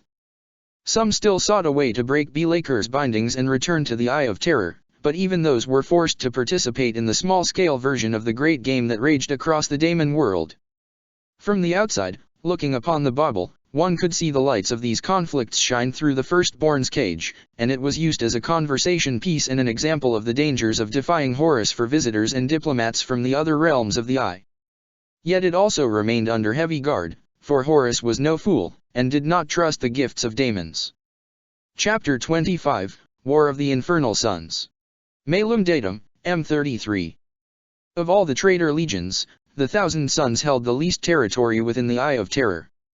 Their diminished numbers and the defeat of the Crimson Accords had left them with but a handful of daemon worlds under their control, all within striking distance of Sorcerias itself. These worlds had been reshaped by sorcery into nigh impregnable strongholds, the size and complexity of which would not have shamed Perturabo himself. Within these fortresses, guarded by elite rubrici, armies of mortal soldiers, bound daemons, and stranger, darker things, the sons of Magnus worked. The servants of Tzientch were disproportionately active in the Long War, thanks to their mastery of sorcery. In the repressive Imperium, many secret lodges pursuing knowledge for its own sake had blossomed under their distant influence, while cults that worshipped mutation as a boon rather than a curse flourished in the twisted underclasses. But many among the sons of Magnus still hungered for revenge against the 16th Legion and its Primarch, both for the destruction of Prospero and their humiliation in the Legion Wars. However, they were bitterly aware of how outmatched their legion was in the Eye of Terror compared to the Horusians. Within their realm, the Thousand Sons were strong enough that none dared attack them, but they lacked the means to go on the offensive. A group of 9 sorcerers, knowing this, designed a plan to change the situation. In order to match the War Master's armies, the 15th Legion needed more resources, more territory, more worlds. And while the Thousand Sons had expanded as much as they could, there were plenty of rich systems outside the Eye of Terror. So was founded the Conspiracy of the Stars, a brotherhood whose purpose was to draw entire imperial star systems into the Eye of Terror, using sorcery on a grand scale to deliver them within the borders of the 15th Legion's territory. The 9 sorcerers targeted a trio of prosperous star systems, with a stable, self-sustaining population and a developed industrial base. Then they set to work, using all the methods their legion had perfected during the Long War and inventing a few new ones. Wary of interference, they left their legion's domain and ventured into the depths of the Eye of Terror, far from any stellar object whose influence may have disturbed their work, and set up a trio of warded stations from where they could weave their schemes in peace and seclusion. 3 sorcerers remained within each of these stations, each team focused on a different system. With the sons of Magnus reaching through the Empyrean, discontent, heresy, and outright rebellion soon festered. Covens of unbound psychers grew, aided by the guidance of distant, transhuman benefactors. As unrest grew, kept from the Inquisition's notice by high-placed pawns, the conspiracy began to weave its great scheme. Cultist cells were taught rituals that would, their benefactors claimed, usher in a new age of freedom and progress for their worlds, though they would require the ultimate sacrifice from the faithful, whose devotion would be rewarded with transcendence. The actual purpose of these rituals was to infuse each of the stars at the heart of the 3 systems with empiric power. The existence of the Mandeville Point had long proven that astral objects influenced the boundary between Materium and Immaterium, and the cabal of astromancers wanted to turn the immense power contained within a star to tear that boundary down and drag the systems to the Eye of Terror directly, where their populations and resources could be claimed by the 15th Legion. The 3 outposts were expanded, with great runic arrays attached to the central chambers where the conspirators sat in meditation, their astral selves projected beyond the Eye of Terror. Cultists and bound daemons engraved Sorcerous sigils, writing down the counterparts to the hymns their masters whispered in the souls of their distant servants. It was not enough, after all, simply to drown the targeted systems in the warp. They had to be dragged into the Eye of Terror and anchored there. Unbeknownst to the sons of Magnus, however, their great work had been sabotaged. Agents, perhaps belonging to the War Master, or to the Hydra, or to any other of the Eye's myriad factions, had learned of the conspiracy's goals. They had reported their findings to their masters, and those masters had decreed that the sorcerers could not be allowed to succeed and upset the delicate balance of the Eye's powers. Yet directly attacking the conspiracy would restart the Legion Wars, and so sabotage was chosen instead. It did not take much. The ritual the conspiracy intended was mind-bogglingly complex, and it took very little to disrupt the vast array of runes and sacrifices it required, though much more effort was needed to ensure the sorcerers did not notice it until it was too late. However, even the saboteurs did not realize the impact their actions would have. They thought, not without reason, that the ritual would fail, and the backlash would destroy the conspiracy and discourage any from following in their footsteps. And if the 3 target systems were obliterated in the process, well, weakening the Imperium was always a victory in the long war. As long as they were far from the ritual when it occurred, there was no reason to be worried. But that was not what happened. Perhaps the sheer scope of the conspiracy's ambition had caught the attention of the Changer of Ways, who would not allow it to come to such an unsatisfying end. Or perhaps the conspiracy had already been betrayed from within, by one who sought to use the ritual to achieve transcendental power. Or perhaps, just perhaps, it was not but the result of random chance, of mortal agents meddling in matters complex beyond their understanding. Such things happen, even in the realm of the gods. The ritual began as had been planned. Across the 3 star systems, cults set in motion schemes decades in the making. Disorder and anarchy spread on hive worlds, while the magi and witches seized ships and made for the sun of their system. There, they performed a ritual sacrifice, offering up their own souls to empower the conspiracy's great ritual. The 3 suns pulsed crimson, and the veil between reality and unreality was rent asunder, dragging everything within the star's gravitational pull into the warp. There, the sympathetic connection created by the conspiracy dragged the systems toward the Eye of Terror, where they emerged from the roiling, sector-sized mass of warp energy brought into being by the ritual. It was then that the sabotage took effect. The souls of the 9 sorcerers were ripped from their bodies and cast into the stars they had stolen. There, they fused with the mass of shapeless thoughts and memories that had been the shades of their cultists. Though the individuality of the sorcerers' mortal pawns had been completely consumed, the dogma with which they had been manipulated remained. The result of this unholy fusion was the creation of 3 sentient, living suns, whose broken minds wholeheartedly believed in the astral theology the sorcerers had used to deceive their cultists. Their light fell upon the stolen imperial worlds, and all those touched by their rays had their free will stripped away, their souls branded with an awful mark that compelled lavish obedience to the skyward gods. The terror of having been dragged into the Eye of Terror vanished, along with most of their minds, leaving behind little but automatons, puppets of their star gods. The living suns took their servants and reshaped them into new forms, born from the depths of their insanity. Flesh melted like wax under their light, and abominations rose to unholy life. The spires of imperial hives, most exposed to the radiance due to being above the pollution clouds, were the most affected.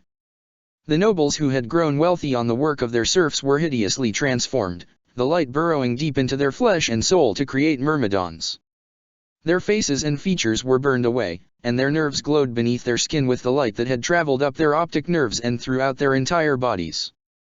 Little more than puppets of the living suns, the myrmidons served as reservoirs of their light, carrying it beyond their immediate reach and unleashing it through their blazing eye sockets. The living suns also imposed their will upon the raw stuff of the warp, forcing a twisted order upon it to create a new kind of daemon. They reached deep into mankind's ancient nightmares to find the shape that suited their needs, and created legions of devils, pale-skinned and clad in scorched black armor. They walked on cloven feet, and in their clawed hands they held spears tipped with slivers of the nameless dread that compels mortals to kneel before altars in supplication. The infernal suns were not satisfied with their dominion, however. Their insanity demanded that they rule all that there was to rule, for their Gestalt minds believed that this was their right, their duty, their purpose. Stolen cargo ships and Imperial Navy patrols were brought near the suns, and they infused their metal with their power, twisting their crew hideously, fusing them to their stations and creating things that resembled daemon ships yet were unmistakably other. Vast factories were transformed to create millions of mirrors, which were brought as close to the living suns as possible without melting. Exposed to their baleful light, these mirrors became reservoirs of their power, which were carried as weapons to nearby daemon worlds. All those exposed to their radiance succumbed to the same affliction that had conquered the 3 stolen imperial systems. Join us. Your resistance only makes this more painful for you than it has to be. You need only put down your weapons and welcome the light within your heart. Then, all shall be well, and all manners of things shall be well. Inferna Astra broadcast. But the damned would not meekly surrender their kingdoms unto these pretender gods. The Inferna Astra, as they quickly came to be called, made great initial gains, conquering several dozen daemon worlds. But soon the might of the legions, the lost, and the dark mechanicum gathered against them. None, not even the 1,000 suns themselves, would submit to the infernal suns, and so war erupted once again across the Eye of Terror. It was a strange coalition that gathered to fight the minions of the infernal suns. Warriors who had bled together during the Great Crusade and the heresy, only to become mortal foes in its catastrophic aftermath, were made allies once more by circumstances and a common enemy. So abhorrent was the rapture visited by the Inferna Astra upon their slaves that all hatreds were, if not abandoned, then at the very least put on hold. The gates of the Horisian dominion opened, and the forces of the War Master sallied forth. The Dark Council of Sicarius called the hosts to crusade against the heretical gods. The plague fleets were marshaled under Mortarian's banner. A cold signal was spread from one dark mechanicum enclave to another, bearing the mark of Kulberhal himself, summoning his once vassals to war. The armies of the Hexarch, who had once been an imperial army general, clashed against the infernal suns light daemons on 3 different daemon worlds, winning victory after victory until the Hexarch herself broke the power of the Myrmidons leading the legions. Sorcerers designed wards that shielded combatants from the influence of the Inferna Astra's radiance, and one by one their banners were cast down from the daemon worlds they had conquered. But while the conquests of the Inferna Astra could be reclaimed, all sorcerers within the traitor legions concurred that attacking the infernal suns within the heart of their power was suicide at best, and an offering of new slaves at worst. Yet so long as the infernal suns endured, they would remain capable of drawing limitless armies from the raw stuff of the warp itself. And so Horus turned to his brother Perturabo, to whom he had entrusted the Forge of Souls after claiming it from the Masters, and bade the Lord of Iron to craft a weapon that could murder the abominable stars. The agents who had sabotaged the ritual, kept hidden since its disastrous advent, were quietly transferred to the Forge of Souls, and all they knew from the Inferna Astra was ripped from their souls and used to design the means to undo the poisoned fruit of their failures. By the time their chained bodies reached Midrengard, all knowledge of their true masters had already been excised from their minds, lest the fragile coalition risk being torn apart by recrimination and blame for causing the war in the first place. Perturabo bent his cold intellect to the task, combining the knowledge extracted from the saboteurs with the dark lore he had learned in the days since he had led his legion through the Eye's black heart and secrets from the terrible war that ended humanity's age of technology. In the deepest quarters of the Forge of Souls, where only the Masters had ever set foot before, the Lord of Iron and his mechanized minions created a bomb of awful potency, one capable of extinguishing a star.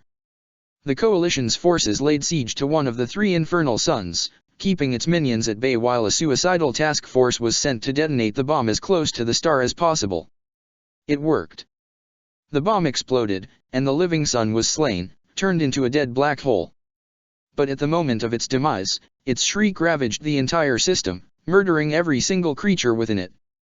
In a single moment, thousands of Chaos Marines and millions of mortal slaves perished, and the agony of their demise created a host of feral Neverborn roaming across the system's desolate worlds and the ruins of their ships.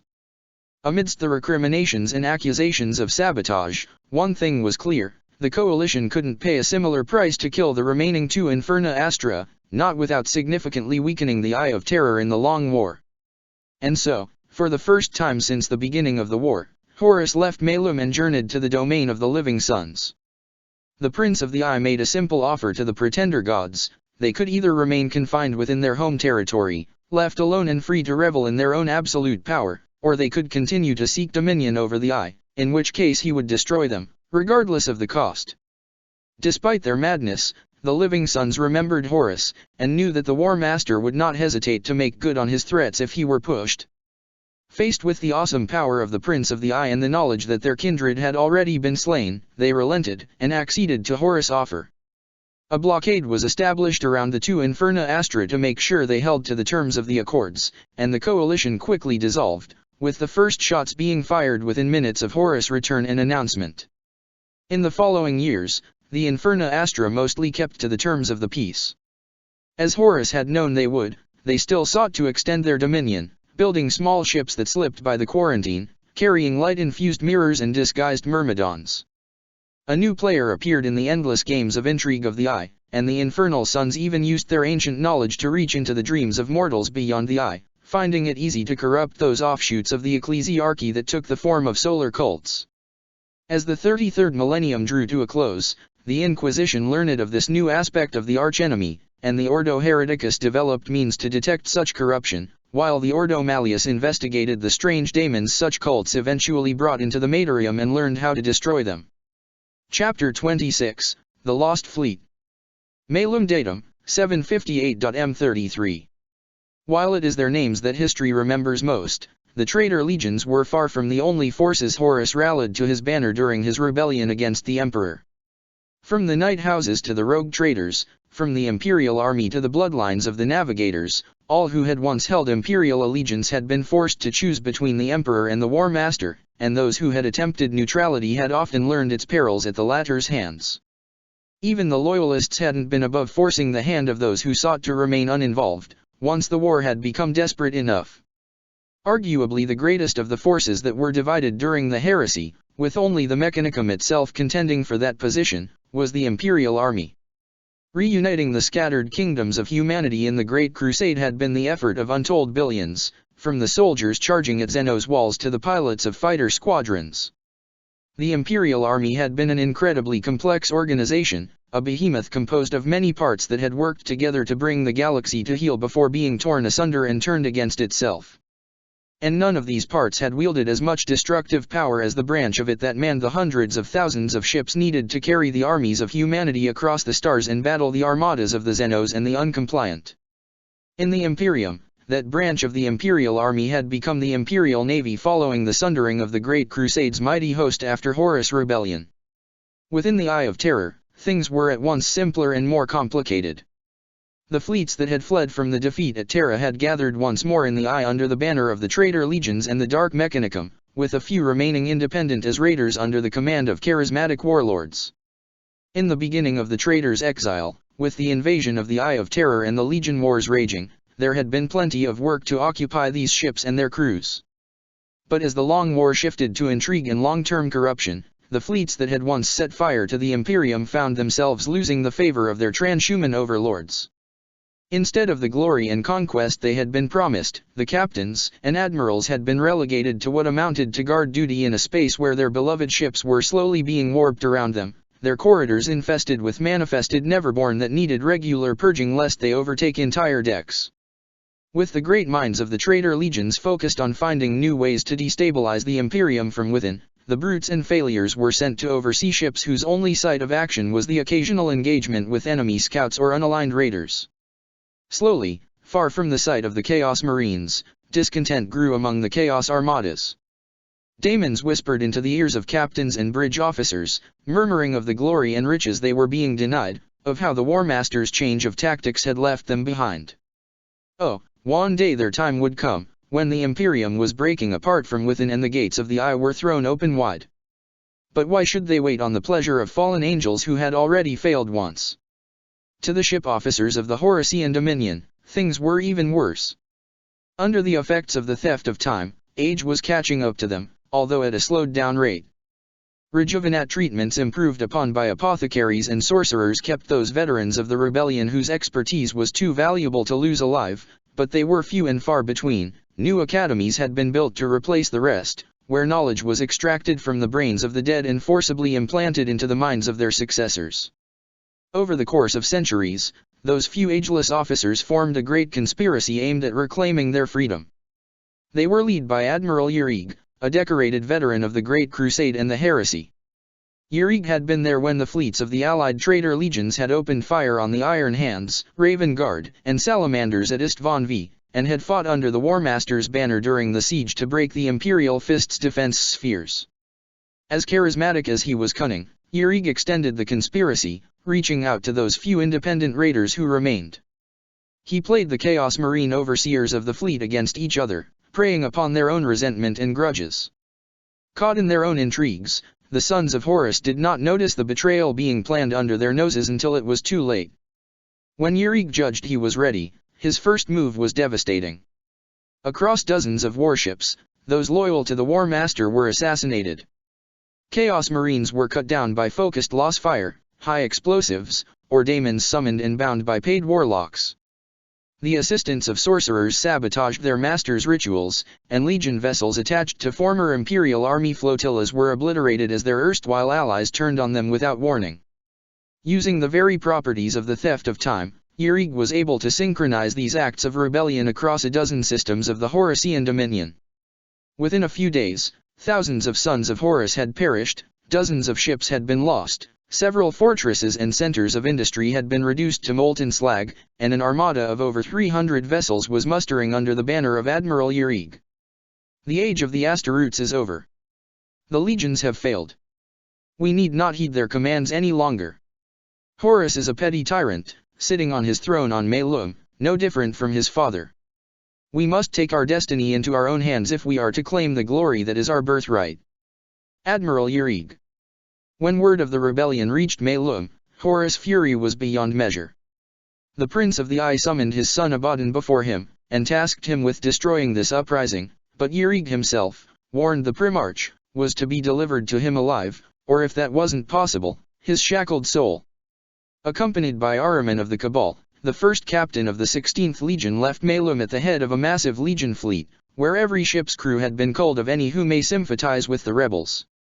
For 3 years, Abaddon's fleet hunted down Yerig's rebels, but the admiral managed to elude the first captain at every turn, leaving behind him a trail of plundered and razed strongholds. Scouts separated from the main bulk of the rebels were caught and destroyed, but Yerig's numbers actually grew as new ships rallied to his banner. Flotillas from the Night Lords, Iron Warriors and Dark Mechanicum allies of the War Master came to Abaddon's assistance, eventually cornering the rebel admiral. With his back against the sundered tides that walled off the Horasian Dominion from the rest of the Eye of Terror, it seemed Admiral Yerig would be forced into a last stand.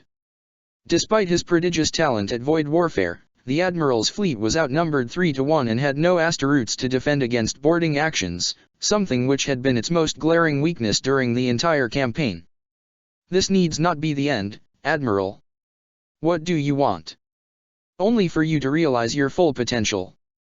By this point, Abaddon's desire to crush the rebel admiral was almost as great as his Primarch's fury at the man's rebellion. The first captain was determined to lead the attack on Yerig's flagship in person, but he also wanted to make sure none of the rebels would survive.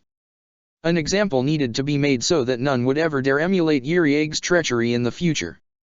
The entirety of the rebel fleet would be killed, down to the last deck rattling, and every ship would be torn asunder and its debris left to float in the system, cursed by sorcerers so that no scavenger would ever touch it. Abaddon made sure his prey knew this, broadcasting his intent on an open Vox channel.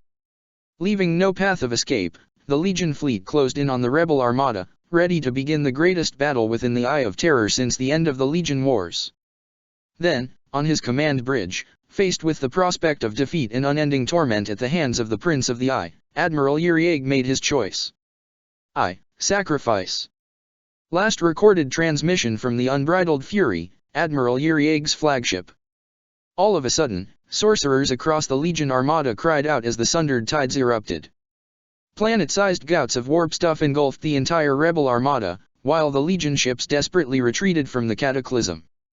And then, just as suddenly as it had happened, the tides surged back, taking with them any trace of Admiral Yerig's rebel fleet.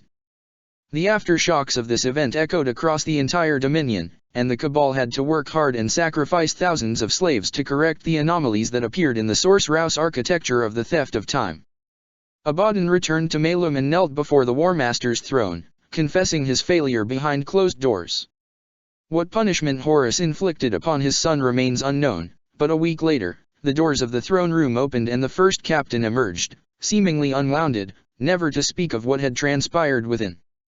After repairing the damage to the theft of time, the Cabalites began to search for the lost fleet, as Yerig's rebel armada had since come to be called. They did not believe what had happened to be a random event, it had been too powerful and too localized. Spies across the Eye searched for any trace of the lost fleet, while sorcerers interrogated Neverborn and cultists across the galaxy. Finally, they found it. Not long after the disappearance of the lost fleet, the Imperium had experienced a sudden surge in piracy in the region near the warp storm known as the Maelstrom. Entire merchant convoys had been slaughtered, most of their cargo, which was vitally needed by half a dozen hive worlds, not even plundered, but simply blasted into space. As starvation and disorder spread across the sub-sector, the Imperial Navy responded by intensifying its patrols, assisted by a local White Scars flotilla. After several small-scale engagements, the Imperial forces encountered the full might of the Chaos Fleet present in the sub-sector, an armada hundreds strong, composed of daemon ships of ancient and twisted design.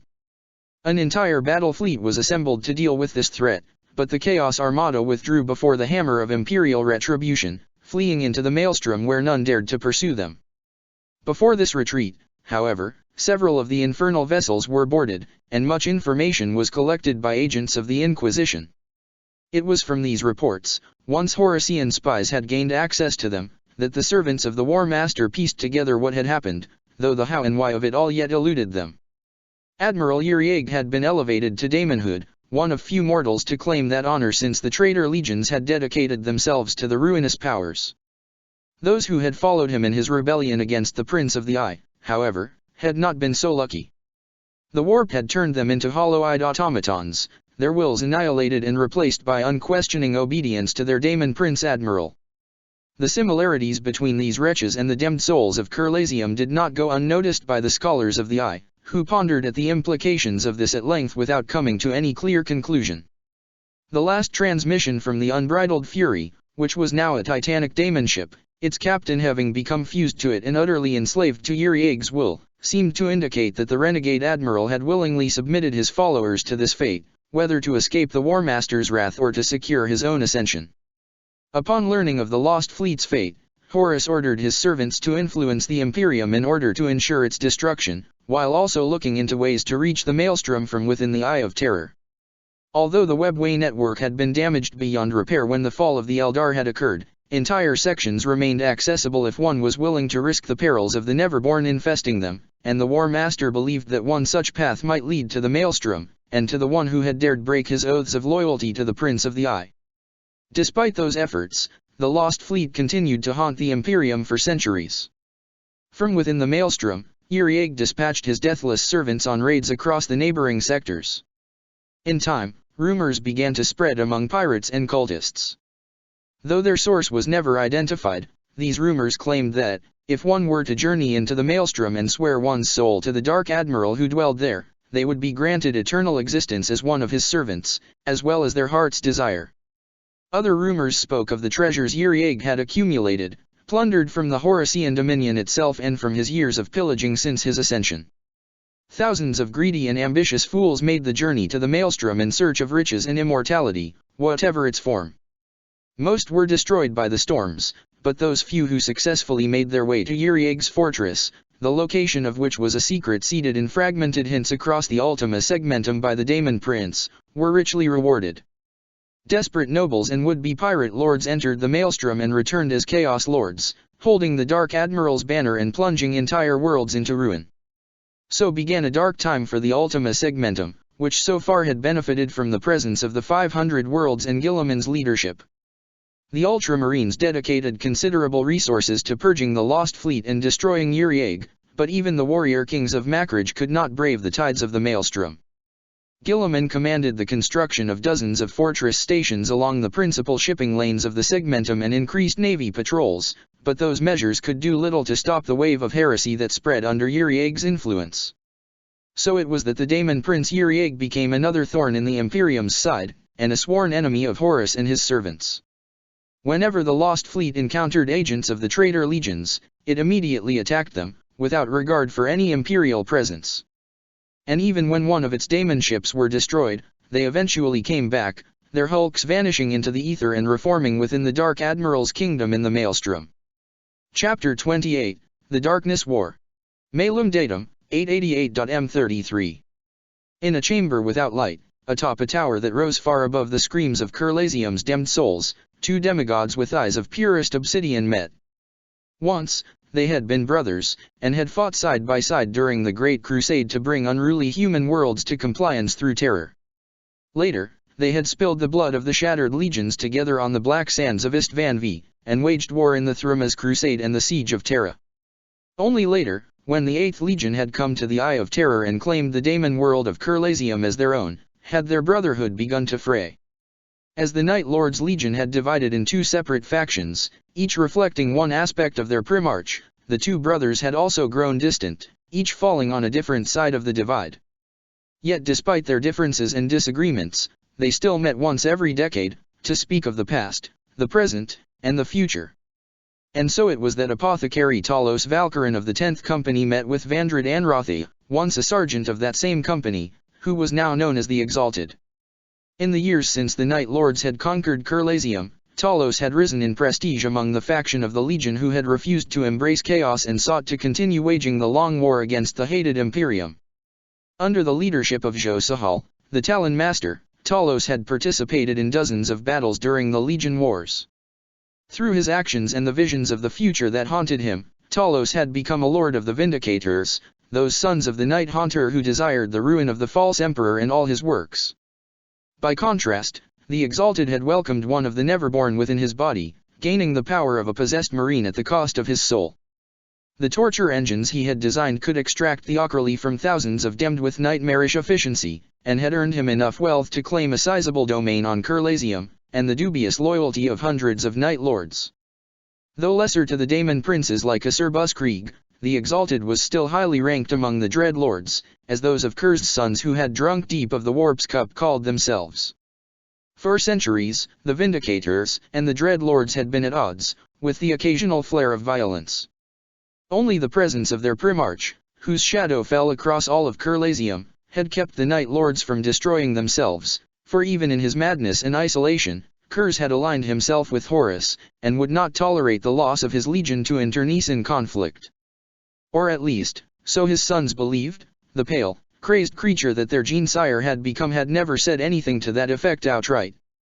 Among the veterans of the Great Crusade and the Heresy, the Dread Lords outnumbered their saner brothers by a large margin, but the very powers they had indulged in also made them supremely fractious, and their territories on Kerlasium were wretched and desolate places, festering with civil wars waged by armies of the damned for the amusement of their tormentors. By contrast, the followers of the Long War were better organized and unified than the 8th Legion had arguably ever been before, with a clear hierarchy and a strict discipline. However, the vaster territories of the Dread Lords hosted untold millions of damned souls, and the Vindicators' need for Ockerly far outstripped the production of their own torture facilities, forcing the followers of the Long War to trade with their more debased brothers. The Vindicators were also the faction controlling most of Kerlasium's orbital stations, where envoys from other powers within the Eye came to trade for Ockerly, which contributed to the uneasy truce between the Vindicators and the Dread Lords. Powerful individuals on both sides of the divide desired to maintain this precarious balance, and it was with that aim that Talos and the Exalted met in one of the spires that jutted above the sprawling megalopolis that surrounded the palace of the King of the Night. Few of their brothers knew of the meeting, those who could be trusted not to let their disgust for the other faction overcome their common sense, and of those, even fewer knew its time and location. I understand that you don't have the kind of pull needed to get Askhal to stop raiding ships at the system's edge, Vandred. But, wait. Something is going to dash. The 2 Night Lords were deep in their decennial discussion when, without warning, an explosion blossomed in the middle of the spire atop which they met. The flare of the detonation burned the sensitive eyes of Night Lords and mortals across the megalopolis. The damned spectral eyes did not feel anything, used as they were to much greater torments. The top half of the spire fell, crashing into one of the greatest Ockerly extraction factories of Kerlasium's capital, one of the few such structures whose control was shared between the Vindicators and the Dread Lords. The stalks of Ockerly were caught in the destruction, and nameless horrors rose from the flames, spawned of the Ockerly's eldritch energies and the final thoughts of the factory's workers. Within hours, accusations began to fly, with the tension skyrocketing once word of the meeting that had taken place there spread. Neither Talos nor the Exalted had been found after the explosion, and both factions began to accuse the other of arranging the attack. Despite the attempts of cooler heads among the Vindicators to de-escalate matters, the simple truth was that the 8th Legion had ever been riven by distrust, petty grudges and hatred, and soon several of the Dread Lords declared that this insult would not go unpunished. Things may yet have calmed down, if not for the series of raids and attacks that quickly followed and that each side blamed on the other. In the border territories of the Dreadlords, the complex machinery of torture palaces was sabotaged, causing cascading failures that led to more demonic outbreaks and even uprisings among the damned. Proeminent Night Lords were found dead in their chambers, murdered by bolters and energy weapons. Finally, the warship Echo of Damnation, one of the Vindicator's vessels in orbit of Kerlasium, went suddenly dark, refusing to answer any hail as it broke formation and opened fire on one of the trading orbital stations, sending its wreck burning through the Demone world's atmosphere before the Echo was reclaimed by Vindicator's boarding parties, who found the crew dead and the bridge deserted. The actions of the Echo of Damnation were the catalyst for the animosity that had built up to that point. A last-ditch meeting between dignitaries of both factions degenerated into battle, and the preparations for open war began in earnest. Across Kerlasium, the Dreadlords summoned their armies. Hordes of the damned were armed with primitive weapons and herded toward the domains of the Vindicators by their cruel taskmasters. Monstrous things that had once been particularly evil souls and had been transformed by Sorcerous experiments into ghastly beasts of shadow and rage were released from their prisons. Twisted war machines designed by the Dark Mechanicum emerged from secret laboratories, fueled by the unending torments of dozens of damned souls constantly tortured within their chassis in order to produce ockerly for their mechanisms to consume. Alongside these came the Dreadlords themselves, possessed and daemon princes, with their accompanying Neverborn. Atop great machines of bone and metal, they looked upon their gathered hosts and smiled as they marched toward Kerlasium's capital city. Meanwhile, Josahal had mustered the strength of the Vindicators, ostensibly to defend the capital and prevent the anarchy from reaching the Night Haunter's private palace at its center. Using technology purchased from the new empire of Fabius Bile, the Vindicators had replenished the ranks of the Legion, which had been bled badly during the Horus Heresy. Entire space stations and apothecarians had been dedicated to processing these new recruits, who rose from Ascension with no memory of their mortal lives. Over 30,000 legionaries descended from orbit to face the host of the Dreadlords, less than 5,000 of them having lived through the rebellion against the false emperor. With them came tanks, dreadnoughts, chaos knights and titans, the host of the Long War, marshaled for the first time in order to make war against the other half of the 8th Legion's soul. Even at this point, messengers were dispatched to Kerlasium and the Primarch's palace, some begging for the Night Haunter to intervene and prevent the Night Lords from tearing themselves apart, others asking for his benediction for one side over the other. No response came, and the messengers themselves weren't heard from again. Rumors began to spread on both sides that Kurs had abandoned his legion, while others claimed that the Primarch was waiting to see who would emerge victorious, and recognize them as the rightful lords of the 8th Legion. Faced with the ranks of the Vindicators, who were far more numerous than they had previously believed, the Dreadlords unleashed their damned hordes, seeking to bleed the strength of their foes before committing their more powerful troops. Millions of incarnated souls charged the lines of the Night Lords, who tore them apart anew with massed bolter and artillery fire. Even so, the sheer numbers of the damned eventually carried them to the Vindicators' lines, and a brutal melee ensued. As the Night Lords' legion fought against itself, something stirred behind the walls. In the ruins of the tower whose collapse had begun the Darkness War, a figure emerged, clad in midnight blue. Despite numerous injuries, he had dug his way out of the rubble, all the way from depths the rescue efforts had judged impossible to survive. Before the wide eyes of a few onlookers, the slaves, living and damned, who had been set the task of clearing up the debris, Talos Valkyrin burst from the earth, his cracked eye lenses blazing with anger. The apothecary quickly interrogated the terrified menials, and learned of the war unfolding outside the city. Cursing his brother's short-sightedness, Talos still did not rush there. The vision that had struck him moments before the attempt on his life, which, it seemed, had successfully claimed the Exalteds, had intensified during his time beneath the ruins. As the apothecary dug his way up, his mind had been haunted by a flow of visions, a series of dread revelations bestowed by the curse his gene line had inflicted upon him. He knew what was happening across Kerlasium, he knew whose hand was behind it all, and he knew what their true goal was. Leaving his legion to kill itself, Talos rushed toward the city's center, where the Night Haunter's Palace of Screams stood. The first guards he found were dead, their bodies still warm. The apothecary moved quickly, ignoring the pain of his injuries as he made his way to the sanctum of the palace, the Primarch's own quarters.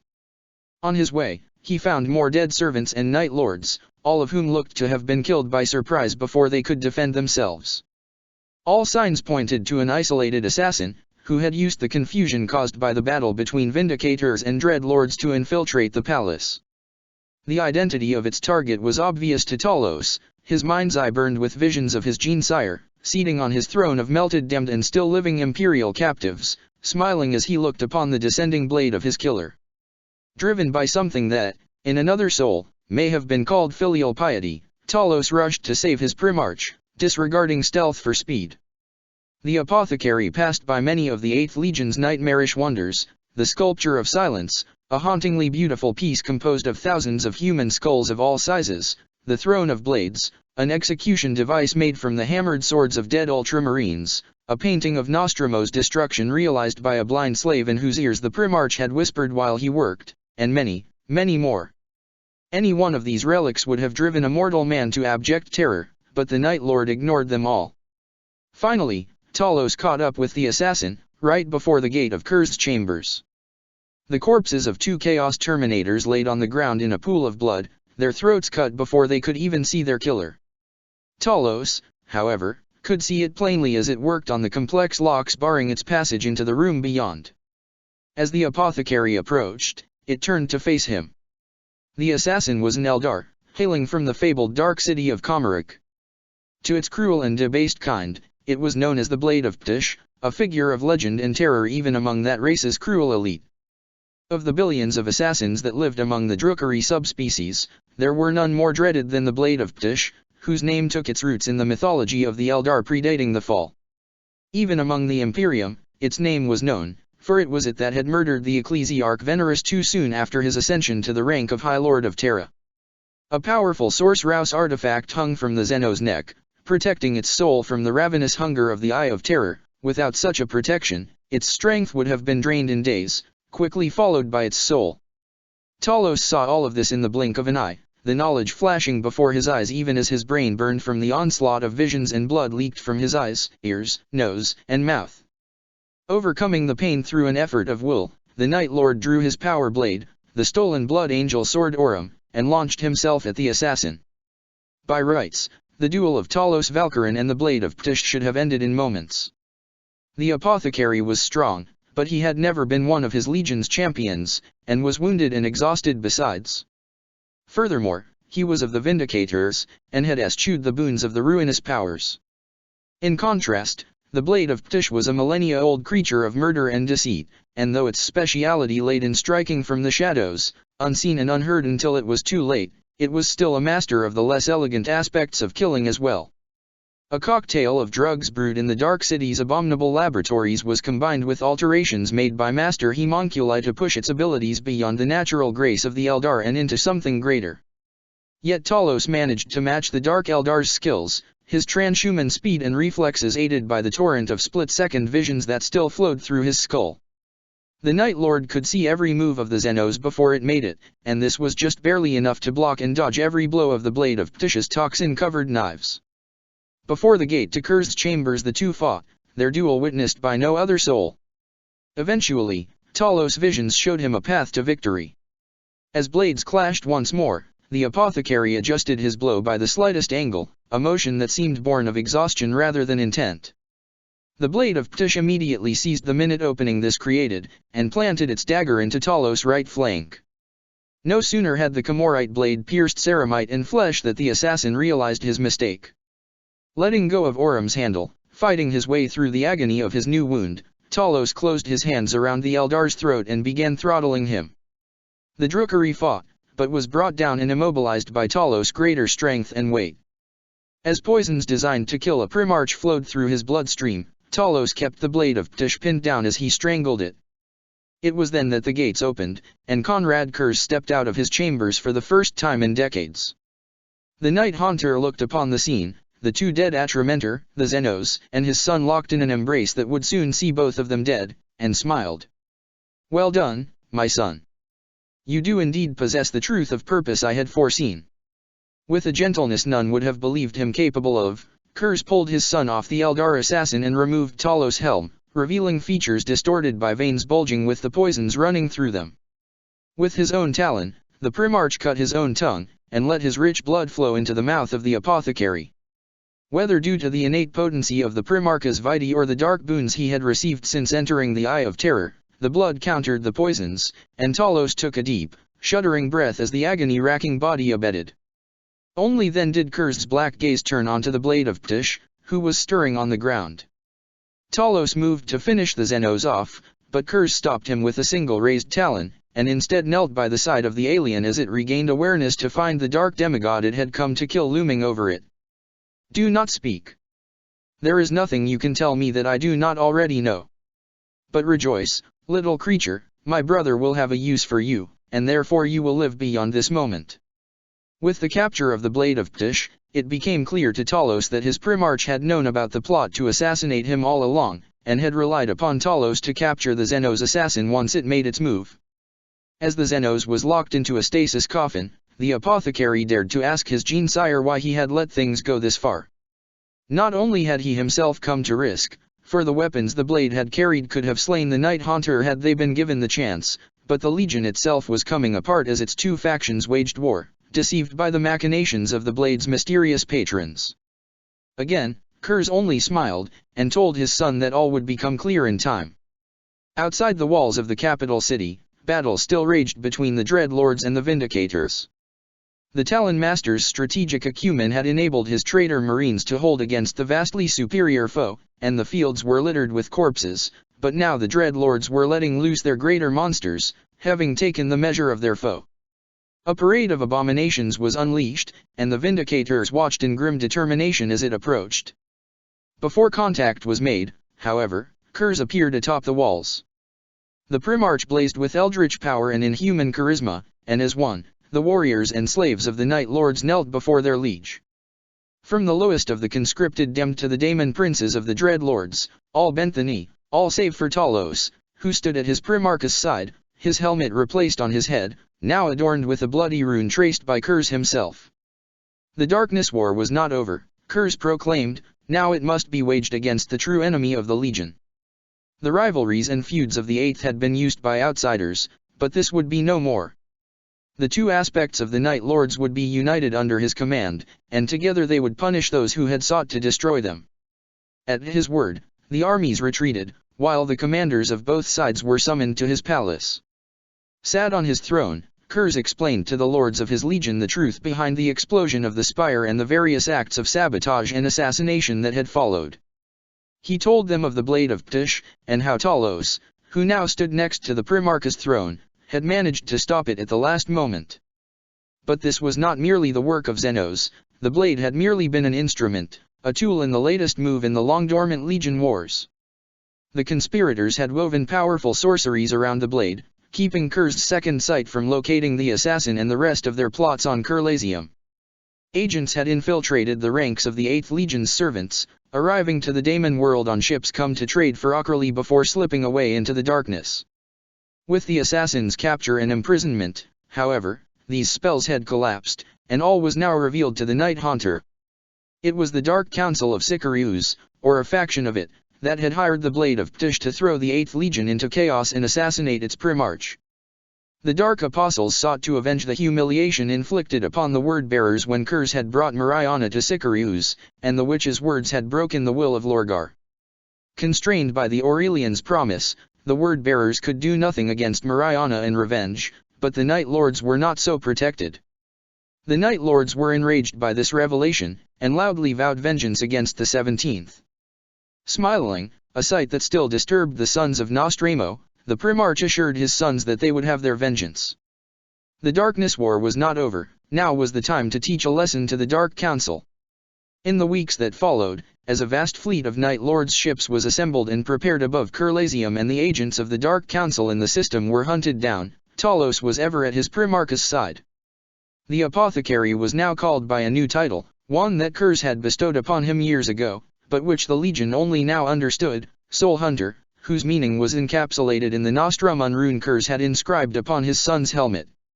One soul. You will hunt one shining soul while all others turn their backs on vengeance. The prophecy of Conrad Kurs to Talos Valkyrin, during the Horus heresy. Once the preparations were complete, for the first time since the heresy, Konrad Kurz led his sons to war in person. Enough forces were left at Kurlasium to defend it and keep up the production and trade of Okrali, but nigh on 50,000 Chaos Marines were aboard a fleet composed of over 200 ships. Mercenary warbands were contacted, and offered substantial payments of Okrali to lend their might to the defense of the Night Lord's holding, while the bulk of their legion exacted revenge from the word-bearers. A lesser power might have been worried that these mercenaries would turn on the 8th Legion and try to plunder Kurlasium, but the reputation of the Night Lord's Primarch, and the fact that all knew him to be a close ally of Horus, made such concerns undue. The 8th Legion departed the Horacian territories and launched a series of brutal raids on outposts of the word-bearers and their allies. The discipline of the Vindicators was paired with the ferocity of the Dreadlords, a tenuous alliance enforced by the will of the Night Haunter. Strongholds were destroyed, cities were razed, and amidst the ruins were left the flayed skins of the agents captured on Kurlasium, with Nostramun runes written in blood upon the cured leather, forming oaths of dread retribution for the schemes of the Dark Council. When word-bearers' forces arrived too late to the aid of their ruined holdings, they found these skins, and learned of the scheme of the ever-secretive Dark Council, and of their failure. Kurz led several of these assaults in person, slaughtering the sons of Lorgar with ease, his sole hunter at his side. The blood of the Primarch that Talos had drunk had intensified the strength of his visions, and though this caused him great pain, it made him all but impossible to defeat in combat. In the years to come, Talos' deeds during that campaign would cement his reputation as Kurz's favored son, and he would serve as herald and representative to the Primarch in the Horacian Dominion and beyond. In total, the Night Lords laid waste to 27 systems, one for every agent of the Dark Council they had captured alive in Kurlasium. Their fleet moved fast, guided through the tides of the Eye of Terror by Kurz, and all attempts by the 17th to face them with a great enough force failed. When the Night Lords finally declared their retribution complete and the Darkness War ended, many sons of Lorgar called for their own vengeance. But the revelations of the Dark Council's plot, and, more importantly, its complete failure, had sent fractures through the Legion. With Lorgar still isolated within the Templum Inficio, the Legion's leadership had fallen to the Dark Council, who had ostensibly focused their efforts on waging the long war outside the Eye of Terror. Hatred of the Ecclesiarchy had helped the Dark Council keep the word-bearers under control after Mariana's declaration, yet their failure, which was added to older whispers, regarding the arrival of the Fallen into the Eye, or the collapse of the Crimson Accords, was making many of their warriors doubt that they had the favor of the gods. Kurz's navigation of his fleet across the Eye's turbulent tide had shown that he had the blessing of chaos, and many wondered if their legion hadn't turned away from the path to glory since Lorgar had seemingly abandoned them. The Dark Council fractured as factions and plots began to form, with Erebus and Corphaeron forced to rely on one another to maintain their position as its head, something which caused no small measure of bleak amusement to those who knew the two had always hated each other. Daggers were drawn in the dark, and in the end, no coordinated effort was made against the Night Lords, though a few hosts launched isolated attacks on Horacian territories. Many more sought to reclaim the favor of chaos by intensifying their activities in the Long War, causing a dark age for the Ecclesiarchy as the agents of the 17th redoubled their efforts all across the Imperium.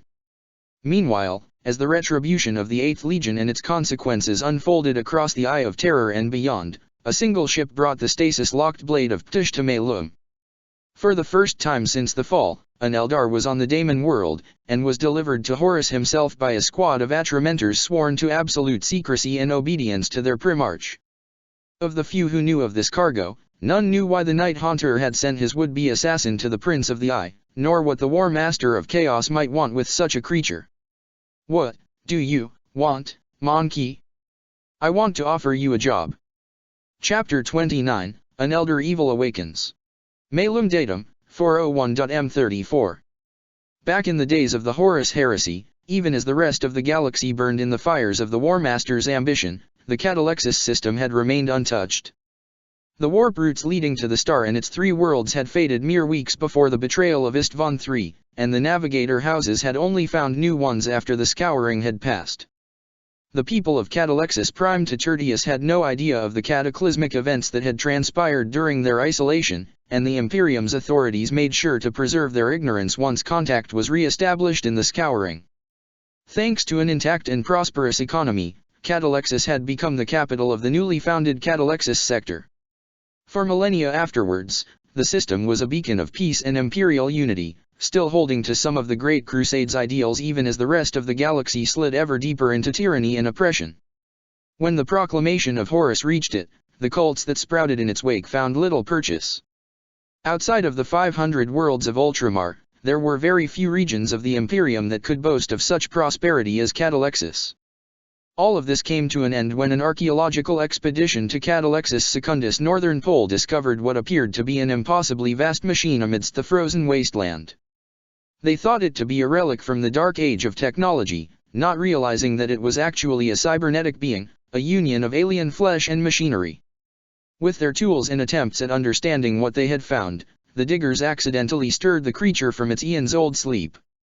For the first time in millions of years, the entity that would come to be known to the galaxy as the Cacodóminus, a name extracted from the ravings of psychers by inquisitors, awakened.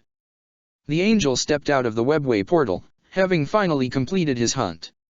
He had spent 10 years in the labyrinthine dimension, pursuing the last escaped cultists of the children of Urgal. Had any of the tainted pilgrims survived, the seeds of plague they carried would have brought about the death of trillions, as well as destabilized an entire segmentum, beginning a period of darkness that would have lasted 1,000 years. But now, they were all dead, and that dreadful future had been averted. As Sanguinius spread his wings in the Materium for the first time in a decade, his second sight opened fully once again. In the webway, it had been blocked, and Sanguinius had enjoyed the guilty pleasure of being relieved of the ceaseless stream of visions.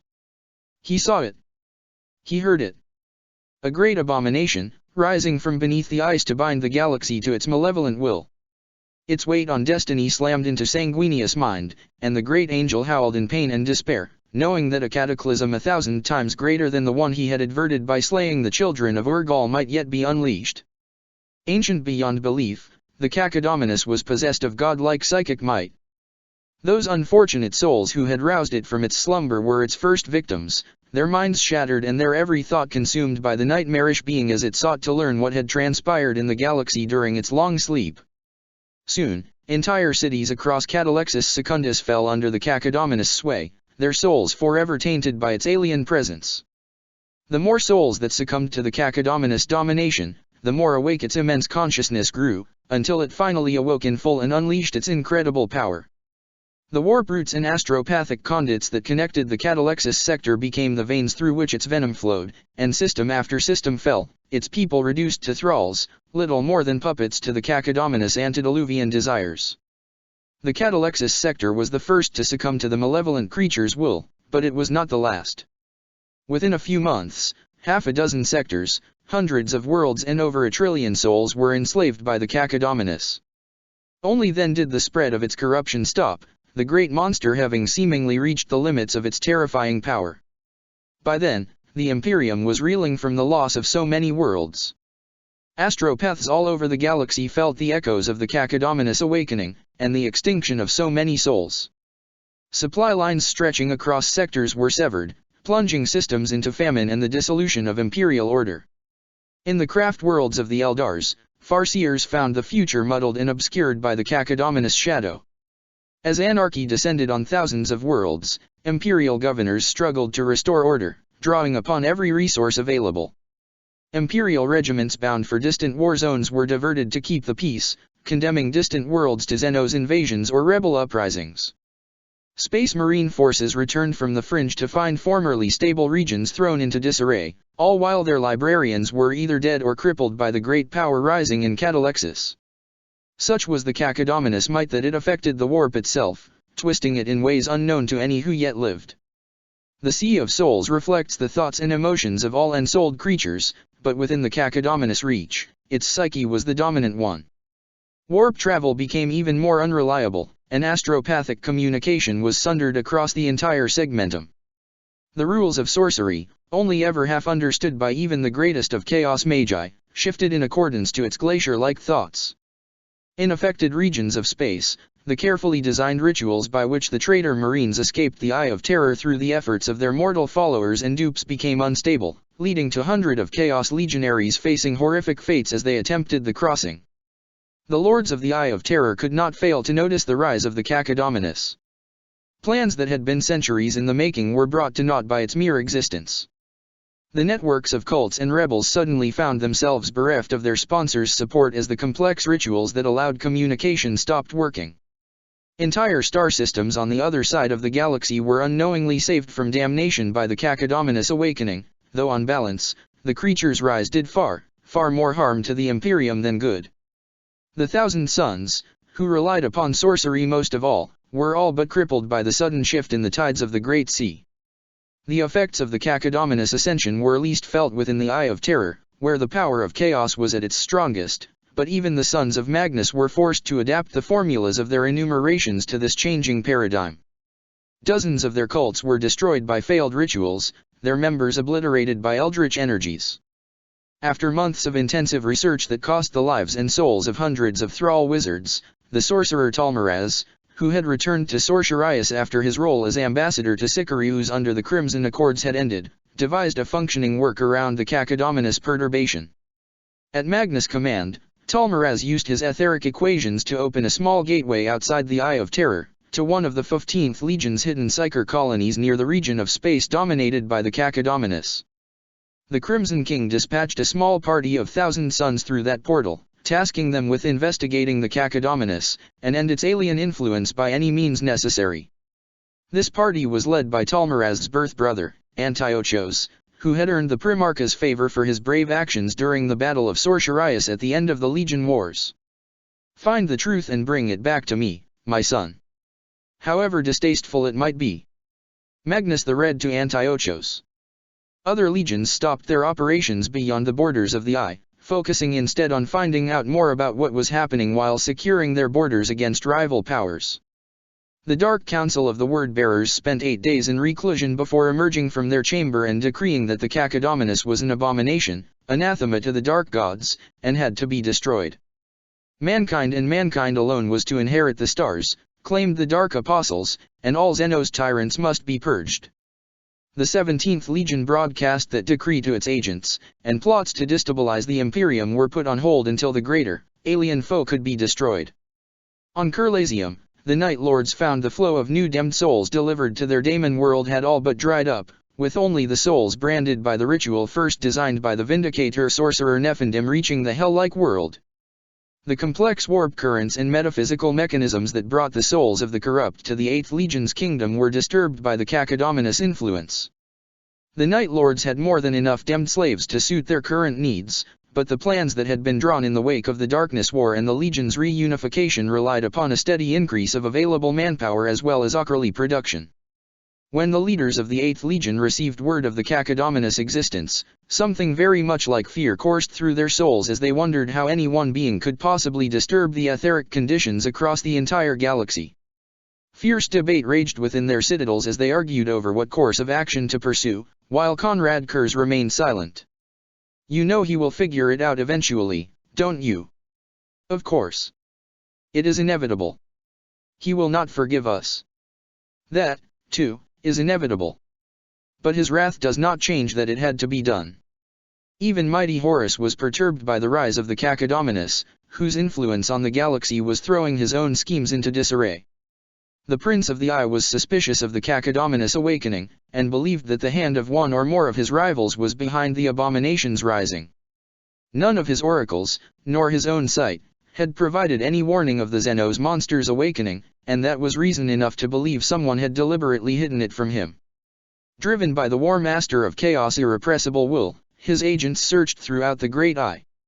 They searched not only for any trace of those behind the Cacodominus awakening, but also for any clue as to the creature's nature, and every hint or scrap of lore they uncovered was brought to Horus, who alone knew them all. Soon, Horus put together a picture of what the Cacodominus truly was.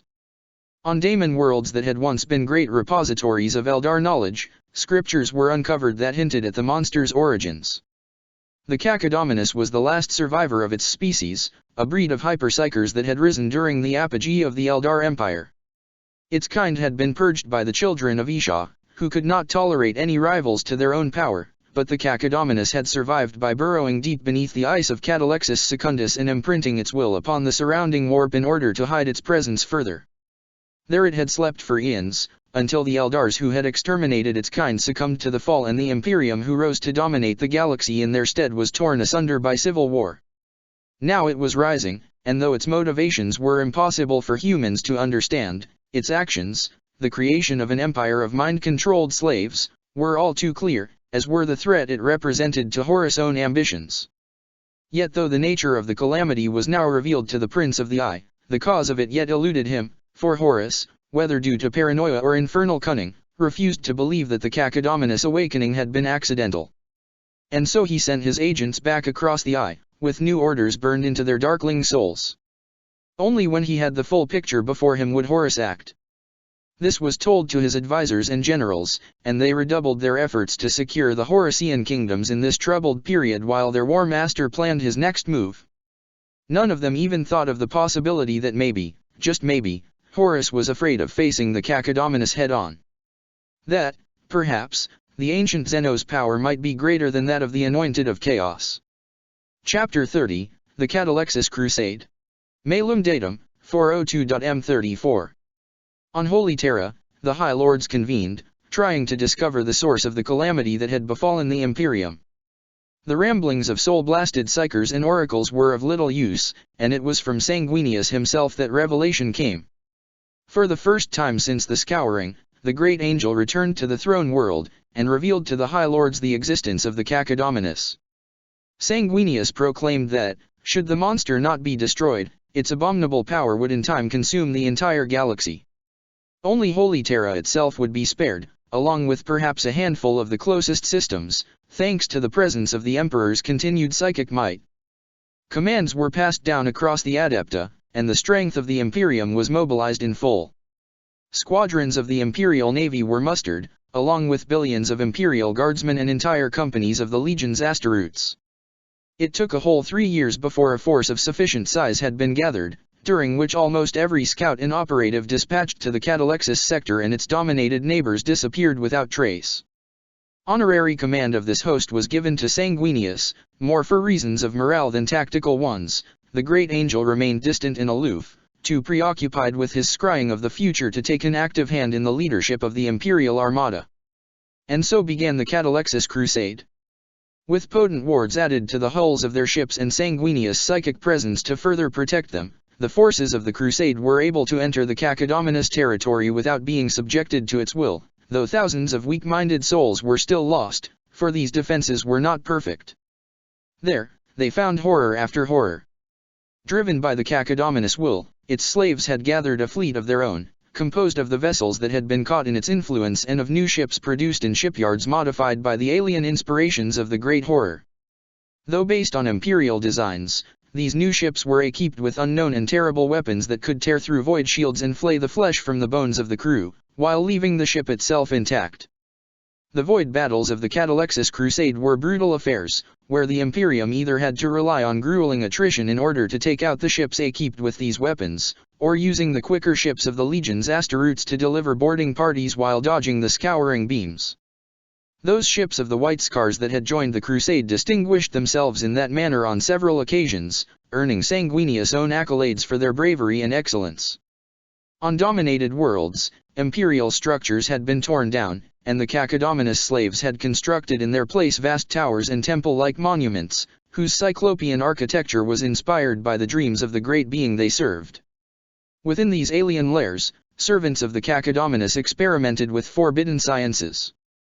They profaned the holy human form, infusing it with Zeno's genetic material, including some from the Cacodominus itself, creating repugnant hybrids. Perhaps following the example of their cyborg master, they also performed cybernetic augmentation in violation of the restrictions and protocols of the Adeptus Mechanicus, their careless surgeries cutting out pieces of their subjects' broken souls with every implantation. These hybrids and cyborgs formed the elite of the Cacodominus armies, but the Zeno's false god had gathered a veritable horde of slaves to fight in its name. Those who had fallen under its control were subjected to crude augmentations, implanted with augmetics churned by the million in converted factories that run as much on blood and death as they did ore and promethium. With these, even the least human worker could be a danger to a trained guardsman. While the Crusade's accompanying tech priests performed their own studies, much of the lore the Imperium gained regarding these hybrids came from the strange vivisection chambers that were found abandoned on a number of worlds. Months before the Catalexis Crusade had begun, the sorcerer Antiochos and his cabal had already reached the region, and performed their own research on captured specimens. They had left behind the ghastly remains of their experiments, along with copies of their discoveries. While this was not exactly in their orders, Magnus hadn't forbidden it either, and the Thousand Sons were willing to assist the Imperium if it meant the destruction of the creature responsible for the great disturbance in the Sea of Souls. After a few first attempts ended in dismal failure, it became clear to the Imperium that the thralls of the Cacodóminus could not be saved. Even dragging them into a room full of nullfields did not return them to their previous selves. Bereft of their master's alien will, they merely remained immobile, like mindless automatons or puppets with their strings cut. Extermination was the only option, and the Crusade fleet raced world after world on its way to Catalexis, where the Great Angel and the Crusade's psychers could sense the source of this abomination. The full deadly arsenal of the Holy Ordos was unleashed: the Life-Eater virus, the planet-shattering cyclonic torpedoes, and other, unnamed things whose mere existence was a closely guarded secret. On worlds where it was not possible or practical to employ such exterminatus-grade weaponry, the Crusade instead destroyed the planet's infrastructure, removing its ability to contribute to the Cacodóminus resistance, before slaughtering as much of the population as possible before departing. Such worlds were carefully recorded, with plans made to return once the Cacodóminus itself had been dealt with to finish the job. While the vast majority of the Cacodóminus slaves were humans, the alien godling had also captured the souls of other Xenos. A few ships of Eldar corsairs had been caught in its influence, their frames of wraithbone torn apart for study while the Eldars themselves disappeared into gene-smithing facilities. No child of Isha was found alive by the Imperium. By the time the Crusade reached these places of abomination, they had all been already slaughtered, turned into parts for the experiments of the Cacodóminus slaves. Other, lesser alien breeds were also found in these flesh laboratories, all of them subjected to the same gruesome fate. It seemed that the Cacodóminus had chosen humanity as its instrument. Only the orcs seemed immune to the Cacodóminus domination. The minor greenskin infestations present on several of the imperial worlds conquered by the creature were still there when the Crusade reached them, and still fighting against their dominated enemies. In later years, rumors would circulate of pacts made between imperial commanders and the orc war bosses, alliances of convenience against a greater foe, but no evidence would surface, despite prolonged investigations. On the Forge world of Marinos, the presence of other, more disturbing powers was also noticed. For decades, a heretical cult sponsored by the Iron Warriors had grown among the planet's underclass of tech thralls, promising power and ascension to those regarded as little more than intelligent servitors by their Mechanicu's overlords. When the Cacodóminus had awakened, those who had already pledged their souls to Perturabo and been marked by the Forge of Souls had been spared from the aliens' domination. Finding themselves the only sane, for a certain definition of the word, humans on the Forge world, they had gone into hiding, fighting a guerrilla campaign against their former masters, now in thrall to the Cacodóminus. As Marinos' industry was converted to serve the needs of the Cacodóminus, the cultists had studied the strange and blasphemous innovations brought to the planet. The dark tech of the cult still functioned well enough to occasionally send messages to the Fourth Legion, and their distant sponsors were fascinated by the cybernetic technology. Once, the Iron Warriors would have been disgusted by the prospect of even taking inspiration from Xenos technology, but since taking over as masters of the Forge of Souls, their views had broadened considerably. As a result, the War's Myths had expended considerable resources in supporting their cultists on Marinos, and when the Crusade reached the Forge world, they found it in the throes of a brutal war between the Cacodóminus slaves and the cultists of the Lord of Iron. Hosts of daemon-possessed servitors battled dominated tech thralls, while daemon engines strode forth to duel Mechanicu's war machins. Both factions were equally abhorrent to the Imperium, and Sanguinius ordered them both destroyed. Strike teams descended on the Forge world, aimed at destroying the shield generators that both sides had been very careful to avoid damaging thus far. As soon as the Imperials' presence in the system had been detected, the cultists and the alien slaves had both begun to fortify these facilities, and the Crusaders found themselves hard-pressed to break in and fulfill their mission. Reinforcements were dispatched from orbit, until over 5,000 Space Marines and 100,000 human troops were deployed. It was inevitable that eventually the defenders would break, and Marinos would be wiped out. But far from Catalexis, in the Eye of Terror, Perturabo was watching. The Lord of Iron frowned. So far, he had taken some enjoyment in observing the war on Marinos. The slaves his sons had turned against his father had fought well, for mere mortals, and there had been much to learn from watching the tactics and weapons of their foe. But now, his brother's forces were going to end it all. And while Perturabo knew that the Angel's crusade had to succeed, he didn't want to simply let Marinos fall. He reached out with his mind, now bound to the great engines of the Forge of Souls. The machinery of heaven, now shackled to hell's purposes, groaned and creaked as, for the briefest of moments, all of its power was bent to a single undertaking. On the bridge of his flagship, Sanguinius sensed his brother's decision mere moments before it took effect. The angel ordered all forces to withdraw immediately, but even his foresight could only give them a few minutes of advance warning. Less than 1 in 100 of the Imperial warriors deployed on Marinos made it off the Forge world in time. Before the shocked eyes of the Imperial Crusaders, the Forge world was dragged into the warp, leaving nothing but a rapidly dissipating storm of eldritch energies in its wake. At great cost, the Lord of Iron had stolen away an entire planet, and with it all the secrets of cybernetic enhancements the Cacodominus had bestowed upon its slaves, along with the gene-smithing facilities of Marinos.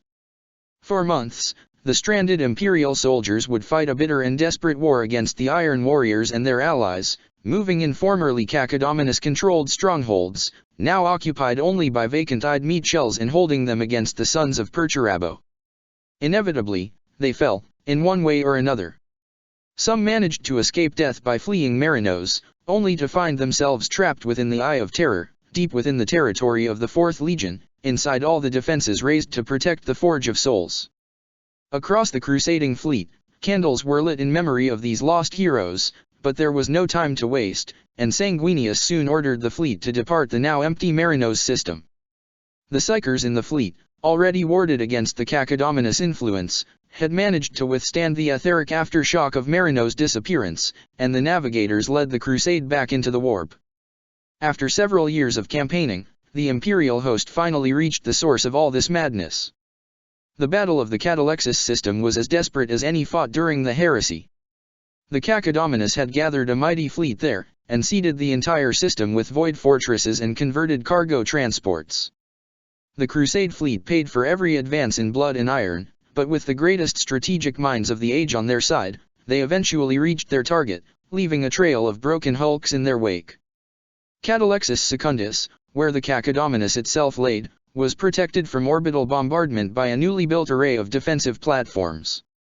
Vast engines had also been built on its surface that used alien technology constructed by enslaved Imperials to warp space and time in targeted regions of the planet's atmosphere, making it impossible to simply obliterate the planet from orbit. Yet even if Catalexis defenses precluded conventional exterminatus, there were other options. There were secrets left to the Mechanicus that could cause the system's star to go supernova. Such an act would leave the system forever desolate, and cost the lives of those who initiated it, yet the price would be much lesser than what it would take to conquer the planet by conventional means. But the angel confided that he had already foreseen the end result of such an effort. Without his presence in the system to abate the Cacodominus power, the crew of the ships left to murder the star would be turned, and all they would have achieved was give the Xenos abomination another, terrible weapon. This could be prevented if he remained aboard the sacrificial ship, of course.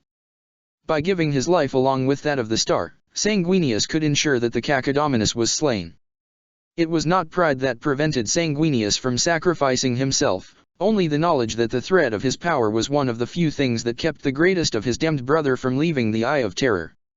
The prophecy of doom that hung over him, of his fated meeting with Horus, had turned from a noose into a weapon, for the angel knew that his treacherous brother feared that confrontation, even though he was fated to win it. Therefore, the simple truth was that the Imperium needed Sanguinius, and if he had to sacrifice millions to win the crusade in a more direct manner, then he would do it, however much it might break his heart. In the end, after all, Sanguinius was his father's son, and he would do what needed to be done. The final battle of the Catalexis crusade would have to be fought with boots on the ground. So close to the Cacodominus, only the most loyal, strong-willed, and best-warded troops could be deployed without succumbing to its influence. Dozens of inquisitors and hundreds of acolytes were spread across the army, keeping a close eye for any sign of Xenos corruption. Space Marines of all loyal legions led the attack, Space Marines had proven more resistant to the Cacodominus influence, though even they were not immune. Asteroids that succumbed to its psychic call didn't fall under its control, but instead went mad, the imbalance in their psyche taking the form of rampant psychosis that could only be stopped in death. Nothing remained on Catalexis Secundus to indicate that it had ever been an imperial world. The slaves of the Cacodominus had entirely remade the planet. Where once there had been cities of standard imperial design, now there were huge temples and alien structures where men and women toiled like insects. The greatest of these cities rose at the pole, where the Cacodominus body rested. Immense engines had been constructed to melt the ice around it and fully thaw it out. Planet-wide earthquakes and floods ravaged Catalexis as a consequence of this, but the ancient monster cared nothing for the slaves that drowned or were crushed. With Sanguinius himself leading the charge, the Imperium managed to secure a landing zone on the planet. The army immediately began to march north. Xenobiologists who had studied the samples of genetic material recovered from the Cacodominus laboratories believed that, once the creature was dead, its slaves would simply stop acting, and the crusade would be won. Sanguinius himself did not know for sure what would happen. All his sight could show him was the dark fate that would befall the galaxy should the Cacodominus be allowed to live. The Imperial army reached the walls of the Polar City, where the greatest horrors created by the Cacodominus servants awaited. Within hours, casualties reached the millions, as the Imperials found themselves assaulted on all sides by the slaves the Cacodominus was summoning from all over the planet. Cut off from reinforcements, Sanguinius realized that their only chance of victory was to forge ahead and cut off the head of the beast before it devoured them all. With the spear of Tellisto and the blade Encarmine, Sanguinius descended into the depths of the Polar City, intent on slaying the source of all this suffering. He went down accompanied by a full company of his own blood angels, all of whom perished, one by one, fighting the defenders of the Cacodominus or succumbing to the perils of its nightmarish icy city. This close, the Cacodominus will distorted reality itself, its psychic power breaking down the ever-fragile barrier between the Materium and the Immaterium. But Sanguinius had fought his way out of the ruined storm, and through the warp-twisted halls of the vengeful spirit. More recently, he had even hunted his prey across the webway itself. The eldritch realm of the Cacodominus would not stop him, nor would the night-sized hybrids that were unleashed against him, the greatest scions of the Cacodominus, and the fruit of its attempts at recreating its extinct species. At long last, Sanguinius beheld the Cacodominus, the first and only soul to do so and not succumb to its alien will. It remembered the time before. All they had wanted was to live in peace. To wander the stars, seeing all the wonders therein. To feed on the cosmic winds. Then the hunting had begun. Terror. Grief. One by one, it had sensed its kindred die. Their lights were extinguished, their choirs silenced. The ones who had willingly mingled their voices to the great melody were slaughtered. For the first time, it knew fear. Its kind did not know how to fight, for they had never needed to. Now it saw its brethren taken apart, their corpses processed and feasted upon, not for food, but for pleasure. And for the first time, it knew anger. Alone, it made itself into something that could fight back. It took the gifts that had helped its people take to the stars, and made them into weapons. It turned the mingling of minds into a scream, no longer letting smaller minds choose whether to join their voices to its own. It learned how metal could be shaped to act like life, and used it to increase its strength. And then it went to war, the first and only warrior of its people. For many generations of the younger minds, it had fought. And it was strong, but it was not strong enough. The hunters continued to kill, until it was alone, and it could not win against them all.